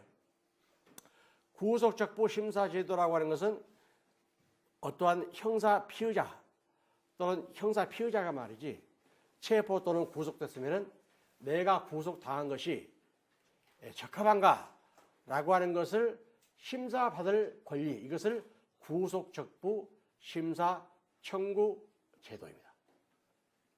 그리고 이것은 다시 말해서 국민의 기본권을 보장하기 위해서 아주 중요한 제도적 장치인 것이죠. 그런데 아예 이러한 구속적부 심사 제도를 폐지해버렸어요. 왜 그러냐면은 자, 이 구속적부 심사 제도는 어떤 면에서 본다면은 변호사들한테는 짭짤한 수입이 되는 제도입니다. 내가 변호사야. 이 사람이 체포됐어. 그러면 이 사람에 대해서 구속적부 심사를 청구해서 구속이 되는데 청구해서 이 사람을 풀려나게 해주는 게 좋아? 아니면은 모른 척하고 있어야 되겠어? 풀려나게 해줘야 되겠지? 그러면은 그 사람한테 그 수임료를 받고 구속적부 심사를 해서 일단 풀려나게 한단 말이지. 그러면은 변호사들이 그 돈을 짭짤하게 벌어. 그런데 그 당시 우리나라의 변호사들이 그 제3공화국 당시에 소위 말하는 그 반정부적인 그러니까 그 삼선기원하고 말이지. 그러니까 좀 반정부적이어서 민주주의를 위해서 우리나라의 변호사들이 이제 활동을 했던 것이지. 그러니까 독재 정권 하에서는 그 민주 활동을 하는 변호사가 마음에 들어 안 들어. 오늘날에도 그 민변 그래가지고 그 민주주의 활동을 하는 변호사들 회가 있어. 그러면 정부에 대해서 막 다른 소리 하고 말이지. 최근에 얼마 전에 보니까 어떤 검사장이라는 사람이 주식 투자를 해서 100몇십억을 벌어버린 사건이 있었지. 그래서 조사하라고 그러니까 법무부에서 조사 안 하니까 변호사협회에서 조사하라. 이렇게 압력을 놓고 있잖아. 그러니까 변호사들이 이제 꼴보기 싫은 거야. 그럼 어떻게 해야 되겠어? 변호사들이 꼴보기 싫으니까 변호사들이 뭘로 돈 잘 벌어? 돈 잘 버는 것으로서 구속적부 심사제도 이걸 통해서 짭짤하게 수입을 올리거든. 그러니까 그것을 못 받게 탁 잘라버린 게 말하자면 속으로는 그래. 이게 바로 이러한 문제가 있었습니다. 자, 그 다음에 대통령의 임기를 연장해버려서 간선제를 도입했습니다. 대통령을 이제 소위 말해서 국민들이 직접 뽑는 게 아니고 통일 주체 국민회의라고 하는 소위 말하는 주권적 수임기관 이것을 만들어서 여기에서 대통령을 뽑도록 했다. 이때 어디서 했는지 아세요, 여러분들? 장충체육관. 이것이 그래서 이제 장충체육관 선거라는 게 바로 여기서부터 나오게 됐습니다. 박정희 대통령이 가만히 생각해 보니까 야, 국민으로부터 직접 선거를 하게 되면은 대통령 되겠어 안 되겠어? 안 될 것 같은 생각이 들었거든. 그래서 이제 소위 말하는 통일 주체 국민회의라고 하는 그 대의원들을 뽑아가지고 여기서 이제 대통령을 뽑도록 했습니다. 또 대통령 임기는 6년을 하고 6년을 했는데 아예 이제 그냥 대통령이 얼마든지 장기 집권을 할 수 있도록 해버렸다. 헌법위원회를 부활해서 소위 말하는 위헌법률 심사를 하도록 했고 국가긴급권을 강화해서 소위 말하는 위기정부 이론을 개발했습니다. 국정감사권을 폐지해버렸어요. 국정감사권은 뭡니까? 국회에서 그 행정부가 제대로 국정 업무를 수행했는가 이것을 감사하는 것이죠. 이것을 폐지시켜버렸고 통일주체 국민회의를 만들었다. 그 다음에 지방의회는 조국 통일이 이루어질 때까지 구성하지 않는 것을 원칙으로 했다. 이렇게 유신헌법 부칙에 두어버렸다. 특히 이 유신헌법은 대통령의 임기 제한, 임기는 6년이다 이렇게 말했는데 이제 뭐 제한한다는 규정을 안 둬버렸어. 그러니까 얼마든지 할 수 있는 것이지 뭐 하지 마라 라고 하는 규정이 없으면 할 수 있다는 것이기 때문에 바로 이러한 그 형식적 연임 가능을 두고 장기 집권을 하게 되었습니다. 그러니까 이제 이 유신헌법은 우리 헌정사상 그러니까 이제 우리 국민들이 어떻게 해야 되겠어? 민주주의를 위해서 많은 투쟁을 해야 되겠지. 그래서 이제 이 유신헌법 시절에는 그 수많은 사람들이 감옥에 가고 부속되고 하게 됐습니다. 그런데 이제 이것을 유신헌법 그 당시에 그 정권을 유지하기 위해서는 수많은 사람들이 민주주의 투쟁을 하니까 대통령 긴급조치, 국가 긴급권을 발동을 해서 대통령이 긴급조치 1호, 2호, 3호, 4호, 5호, 6호, 7호, 8호, 9호, 9호까지 나오게 됐어요. 그러니까 이 유신 정권은 긴급조치가 아니었으면 아예 정권 유지가 안 돼. 이렇게 이제 9호까지 발동이 됐던 것이죠. 데모 같은 것은 절대 하지도 못했지. 수많은 사람들이 예를 들면 김영삼 대통령이라든지 또는 김대중 대통령이라든지 또 우리 국회의원 그 마포에서 이번에 출마하는 이재호 의원이라든지 수많은 사람들이 다 교도소에서 복역을 하게 되었던 것이죠.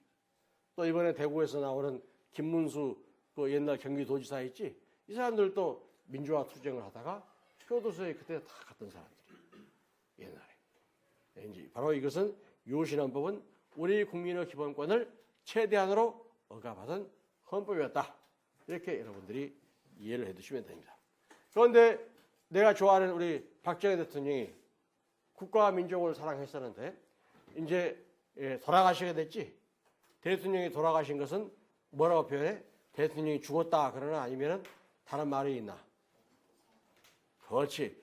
우리 이승만 대통령이 쫓겨났다 그래 아니면 다른 말을 써? 하야했다 이렇게 써. 이승만 대통령이 하야하고 박정희 대통령은 죽었다 이렇게 표현하는 것이 아니고 서거했다. 누구한테 죽게 됐지? 김재규라고 하는 사람이 이제 그 총을 쏴가지고 서거하게 됐습니다. 그러니까 이제 그 당시에는 이제 당연히 그 유신헌법 때도 이제 대통령이 권위됐을 때는 누가 이것을 권한 대응을 해? 국무총리가 권한 대응을 하지. 그 당시 국무총리가 누구였어? 최규화라고 하는 사람이 국무총리를 했습니다. 최규화. 그래서 일단 권한 대응을 하다가 이제 60일 이내에 정식 대통령 선거를 했는데 그 사람이 이제 대통령이 되게 되는 것이죠. 최규화라고 하는 사람이. 그러면은 이 원래 대통령 임기가 딱 정해져 있지. 대통령뿐만 아니라 국회의원도 임기가 정해져 있고 지방자치단체 장들도 다 임기가 정해져 있어. 임기가 정해져 있는 이러한 경우에 중도에 사임을 하게 되면 어떻게 돼? 권원이 돼버리지. 즉 권리가 되지. 권리가 되면 어떻게 합니까? 선거를 또 해야 되지. 선거를 다시 하게 되면 선거를 해서 당선되게 되면 그 당선자는 예를 들어서 봐봐. 어떤 사람이 대통령 임기가 이제 4년인데 3년 만에 대통령이 죽었다. 권리되었다. 그러면 대통령 선거를 해야 되겠지. 그지? 그러면은 그때 선거를 무슨 선거라고 그래? 총선거라고 그러나? 재선거라고 그러나? 무슨 선거라고 그래? 지금 이번 4월 13일 날 국회의원 총선거야? 재선거야? 총선거지. 임기가 끝났기 때문에 다시 이제 시작하는 거란 말이지. 재선거는 이제 말 조심해야 돼. 내가 이제 국회의원에 출마했는데 또 아니면은 뭐 구청장에 출마했는데 나하고 경쟁하는 사람이 있지. 그러면은 저 사람은 내가 사기꾼이라고 하는 것을 우리 국민들에게 감히 말씀드리지 않을 수가 없습니다. 이렇게 명예훼손을 한다든지 모욕을 하게 되면은 나중에 이게 잘못되면은 당선 무효형이 될 수가 있습니다. 당선 무효가 돼버리면은 무슨 선거를 하게 돼? 총선거를 합니까? 아니면은 그때 무슨 선거? 아니지. 그때는 다시 선거해야 되니까 다시 선거라고 그래? 이때는 재선거지, 재선거. 예를 들어서 오해림 씨가 있어. 내가 이제 교수님하고 같이 경쟁하는 거야. 그래서 김배우 교수님이 이 사람을 이 사람은 예를 들어서 철면피라고 말하지 않을 수가 없습니다. 그랬다고 그래봐. 그러면은 이 사람이 소송을 제기해가지고 내가 벌금을 먹었다든지 당선 무효형을 받게 되면은 어떻게 돼? 다시 재선거를 해야 되는 것이. 그때는 재선거야. 그런데 자, 박정희 대통령이 임기 도중에 서거했기 때문에 대통령 선거를 하게 되지. 그러면 이때 선거는 무슨 선거야? 권위됐으니까 권위된 것을 보충한다라고 하는 의미에서 무슨 선거? 보궐선거 이렇게 부릅니다. 보궐선거는 전임자의 잔임 기간 동안, 그러니까 예를 들어서 어떤 사람이 임기가 4년인데 3년 동안 했어. 그런데 보궐선거를 하게 되지 중도에 그만뒀으니까 그러면은 이 새로 이 보궐선거에 의해서 당선된 사람은 몇 년간만 할 수 있어? 1년만 할 수 있단 말이지. 즉 전임자의 잔임 기간 동안만 하게 돼 있어. 그러니까 그 당시 유신헌법 당시에 그 박정희 대통령이 6년을 하게 돼 있었는데 중도에 사망했지. 그러니까 최기하 대통령이 이제 다시 대통령에 당선됐지. 그러면은 얼마 하게 됐을까? 전임자의 잔임 기간 동안 하게 돼 있는데 최기하 대통령이 갑자기 그냥 대통령 하다가 그만둬 버렸어. 그게 지금 역사적인 수수께끼야. 왜 그만뒀지? 그만두니까 이제 전두환이라고 하는 사람이 그 혜성처럼 나타났지. 1980년도에 그 전두환이라는 사람이 그 최규하 대통령이 그만두니까 다시 또 장충체육관에서 보궐선거를 해서 대통령이 된 거야. 이게 11대 대통령이야. 그러니까 전두환 대통령은 대통령을 2번 했어. 우리 역사상 가장 짧은 6개월짜리. 그러니까 이제 그 유신헌법에 의하면은 그 대통령 임기가 6년이었지. 박정희 대통령이 중간에 사망했으니까 남은 기간이 한 1년 몇 개월 정도 남았었어.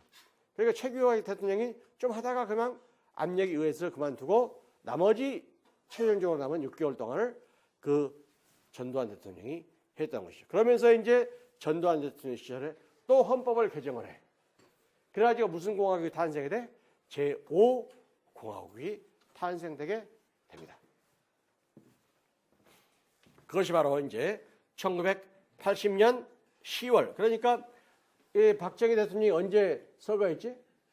1979년 10월 26일. 그렇죠? 그 다음에 이제 1980년에 이제 10월 달에 제8차 개헌이 또 일어납니다. 8차 개헌이 일어나면서 4공화국은 이제 종말을 구하게 되는 것이죠. 제5공화국이 탄생되게 되는 것이죠. 이때 이제 재외 국민을 보호하는 그러한 규정을 헌법에 두게 되었습니다. 김배기 교수님이 독일에 가 있는데 갑자기 우리 재외 국민을 보호한다고 말이지. 이렇게 우리한테 무슨 서류를 나눠주면서 우리 연락처, 주소 뭐 이거 받아가고 하더라고. 그런데 우리 국민을 보호한다고 하면서 그 쪽지 받아 갖고 가놓고 그다음부터 뭘 보호했는지 모르겠어.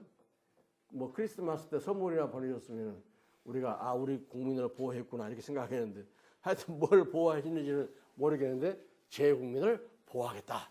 이것을 헌법에 규정을 했습니다. 또 행복추구권. 모든 국민은 인간으로서과 같이 행복추구권을 갖는다. 또 양성평등조. 양성평등조가 뭐지? 여기서 말하는 양성평등은 남녀평등 그렇게 말하는 것이지.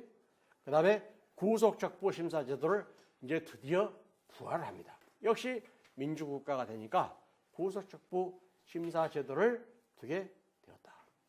또 연좌제를 폐지합니다. 연좌제라고 하는 것은 뭐냐면은 자기가 어떠한 죄를 범한 게 아니고 자기 친족이나 이러한 사람들이 죄를 범하는데 거기에 따라서 자기도 같이 일정한 그 행정처분을 받게 되는 것을 연좌제다 이렇게 부르고 있습니다. 연좌제를 금지했다. 그렇기 때문에 과거에는 말이지 자기 아버지가 공산주의자였다. 그러면은 그 아들은 공무원이 되기도 힘들었어요. 또 사관학교도 갈 수가 없었어요. 교수님하고 친한 친구가 있었는데 그 친구는 공군사관학교에 합격을 했어요.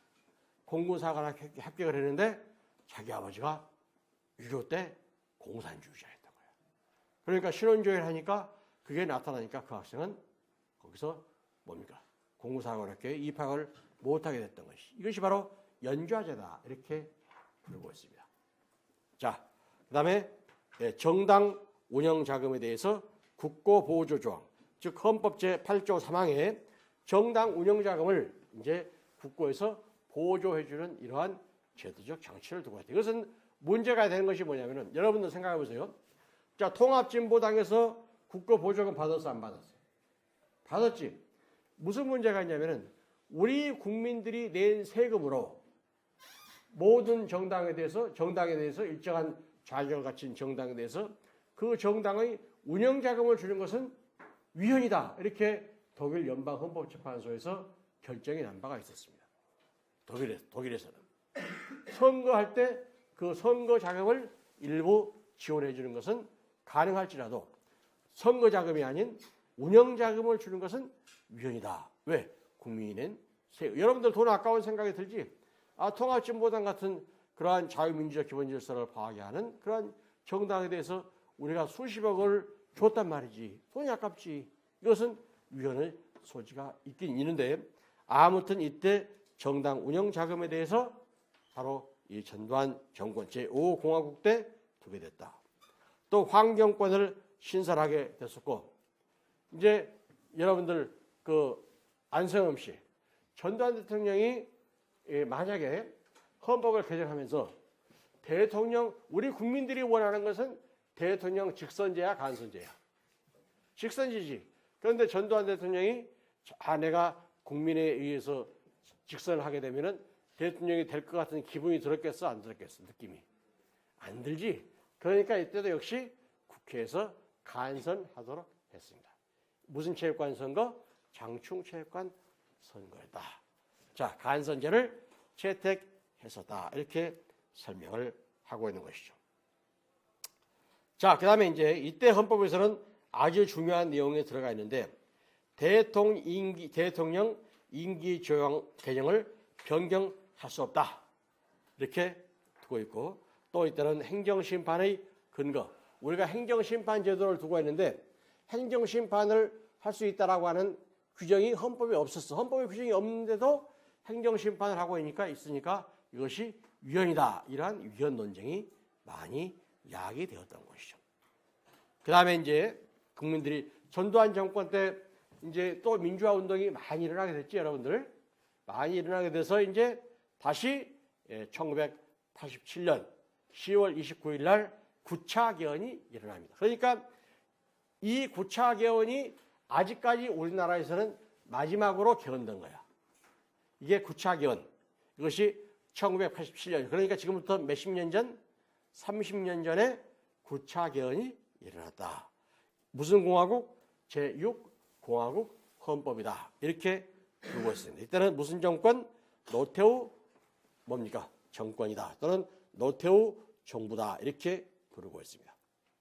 자, 이 9차 개헌이 일어났을 때의 중요한 내용은 체포 구속 시 변호인의 조력을 받을 권리 및 이것을 고지받고 또 그 가족에게 일시 장소를 통지하고 불리한 진술을 거부할 수 있는 이러한 규정을 두었는데 이것을 무슨 원칙이라고 그래? 미란다 원칙. 어네스토 미란다라고 하는 미국 사람의 이름을 따서 미란다 원칙 이렇게 부르고 있습니다. 그렇기 때문에 여러분들 그 투캅스라고 하는 영화 보면은 박중훈이가 나타나서 딱 그 말하지.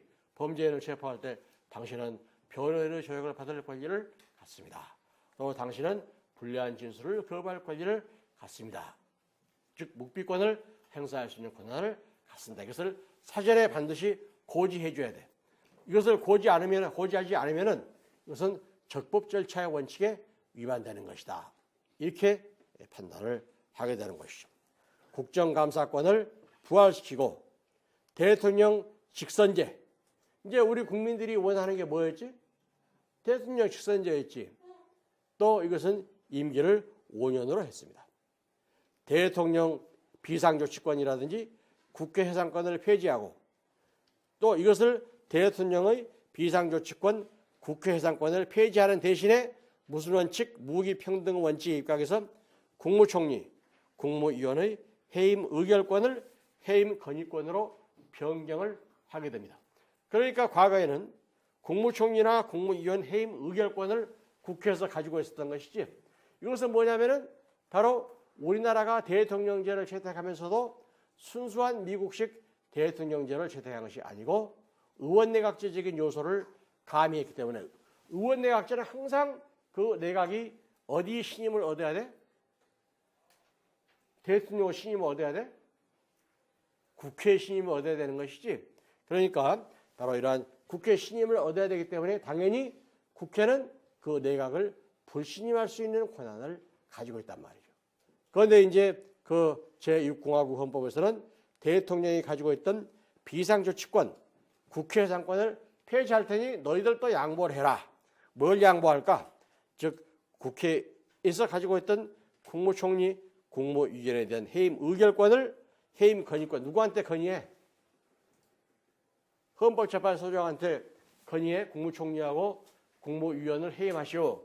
이렇게 헌법재판소장한테 건의합니까? 아니면은 대통령한테 건의합니까? 누가 임명하지? 국무총리, 국무위원은 대통령이 임명하니까 해임도 누가 하지?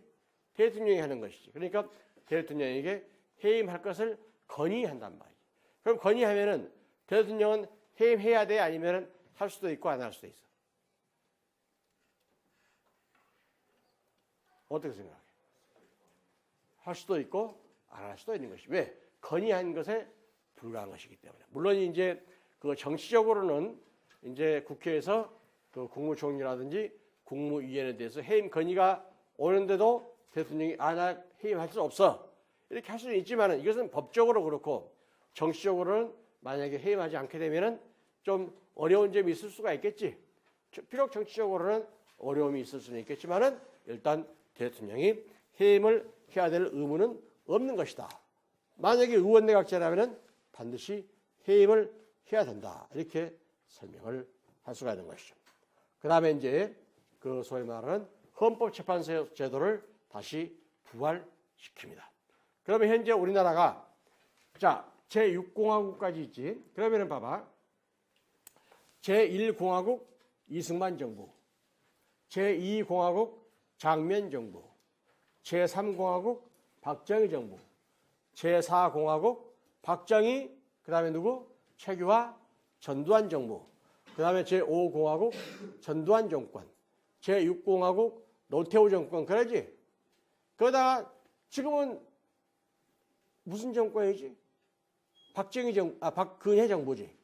6공화국 이후부터는 이제 그 6공화국 노태우 정부, 그 다음에 무슨 정권? 김영삼 정권. 그 다음에 또 무슨 정권? 김대중 정권. 그 다음에 또 무슨 정권? 이명박 정권. 그 다음에 박근혜, 노무현 정권, 그 다음에 박근혜 정권. 이렇게 쭉 내려오고 있단 말이에요. 그러면 여러분들 이상하지 않아? 왜 1공화국 때부터 그 노태우 대통령 때까지는 1공화국, 2공화국, 3공화국, 4공화국, 5공화국, 6공화국 불렀는데 김영삼 대통령이 딱 되고 나니까 내가 대통령이 되는데 뭔 좀 새로운 뭘 한번 붙여봐야지. 그래서 김영삼 대통령이 제7공화국 이렇게 붙이려고 그랬어. 그런데 반대하는 사람이 많았어요. 예를 들어서 이러한 공화국이라는 새로운 명칭을 붙이려면 헌법을 거의 전면 개정하든지 아니면 중대한 헌법적인 변혁이 있어야 되겠지. 예를 들면은 재헌헌법이 만들어진 다음에 그 이승만 정부가 붕괴됐고 4.19에 의해서 제2공화국이 탄생됐지. 그렇기 때문에 제2라는 숫자를 붙이는 게 이해가 돼, 안 돼? 되지. 그런데 또 그것도 5.16 군사쿠데타를 일으켜서 3공화국 이해가 돼, 안 돼? 되지. 그 다음에 그 제4공화국 때는 거의 3공화국 때의 헌법을 전면적으로 개정. 다시 말해서 헌법을 거의 그냥 다시 만들다시피 했어. 말로는 우리가 개정이다. 이렇게 말하지만 재정이나 마찬가지로. 그러면은 제4공화국이 된 거야. 그 다음에 이제 그 박정희 대통령이 서거하고 나서 그 전두환 정권이 다시 군사 쿠데타를 일으켜서 정권을 잡았으니까 또 제5공화국이 되지. 또 5공화국 하다가 또 대통령제 직선제를 채택하고 87년 헌법이니까 이때의 헌법은 또 다른 말로 표현하면은 양김 헌법이다. 이렇게도 부를 수가 있습니다. 여기서 말하는 양김이 누구지? 양김. 여기서 말하는 양김이 누구야? 우리 차성윤 씨. 양김 헌법. 그렇지. 이제 87년 헌법을 만들 때는 김영삼 그 당시 이제 김영삼 씨라든지 김대중 씨들이 이제 그 협의를 했다는 것이. 그래서 이것을 제9차 개헌 87년 헌법은 양김 헌법이다. 이렇게도 부를 수가 있습니다. 자, 그러고 났는데 이제 노태우 정부가 이제 육공화국이 됐지 이제. 그런데 이제 그 김영삼 대통령이 딱 되고 나니까 7공화국이라는 명칭을 붙이려고 했던 거야. 그런데 명칭을 붙일 만한 이유가 있어? 그래서 막 반대했지. 봐봐. 프랑스 혁명이 언제 일어났습니까? 1789년 7월 14일 날 일어나게 됐어. 원래 이 공화국이라는 말은 뭐냐면은 국민이 주권을 가졌을 때 공화국이야. 국민이 주권을 갖지 않으면은 그것을 군주가 가지게 되면은 군주국이지. 그런데 프랑스에서는 1789년 7월 14일 날 프랑스 혁명이 일어나서 공화국이 됐지. 그런데 무슨 사건이 또 일어났어? 프랑스에서는 왕정 복고가 돼버린 것이지. 나폴레옹이 군사 쿠데타를 일으켜서 다시 자기가 황제가 돼버렸지. 그러니까 공화국이었다가 다시 황제국이었다가 다시 이제 나폴레옹이 죽고 나서 프랑스는 공화국이 됐기 때문에 이 프랑스의 헌정사를 보면은 공화국이라고 하는 의미가 굉장히 중요해. 공화국, 프랑스 혁명을 일으켜서 공화국이 됐는데 나중에 나폴레옹이 군사 쿠데타를 일으켜서 왕정 복고, 다시 자기가 황제가 됐잖아. 그렇지? 또 나폴레옹이 죽고 나서 다시 공화국이 됐으니까 그 숫자를 매길 필요가 있지. 제1공화국, 2공화국, 3공화국, 제4공화국, 제5공화국까지 있어, 프랑스는 지금 현재. 그런데 1789년에 프랑스 혁명이 일어났으니까 프랑스는 벌써 그 공화국의 역사가 몇 년이나 돼? 거의 200년이 넘지. 그렇지? 1789년이니까 날짜 계산하면 200년이 넘는 프랑스에서도 아직까지 제5공화국인데 우리나라는 1948년에 제1공화국이 탄생됐지. 그러면서 김영삼 대통령이 대통령 될 때니까 그때가 몇 년이지? 1992년. 2년이지. 한 50년밖에 안 된 나라에서 제7공화국. 야, 이거 프랑스도 아직까지 5공화국인데 우리가 벌써 7공화국 막 자동차 번호판 갈아 끼우는 거 좋아하듯이 말이지. 이거 안 되겠다. 그래서 반대를 한 거야. 그래서 지금은 이제 제6공화국 박근혜 정부 이렇게 부르고 있다는 거예요. 그러니까 도대체 1공화국, 2공화국, 3공화국 이것을 어떤 기준에 의해서 붙이느냐. 대충 짐작이 가지. 전면적인 헌법 개정, 역사적인 헌법 변혁, 커다란 사건이 일어났기 때문에 이것을 붙이는 것이다. 이렇게 설명할 수 있습니다. 자, 그러면은 헌법재판소 제도를 보면은 제1공화국, 1공화국, 제2공화국, 제3, 3, 4, 5. 지금은 6공화국이지. 위헌법률 심판 어디서 하지? 60 때? 현재? 안국동에 가면 뭐가 있어? 헌법재판소가 있지. 헌법재판소. 자, 헌법재판소에서 위헌법률을 심판한단 말이지.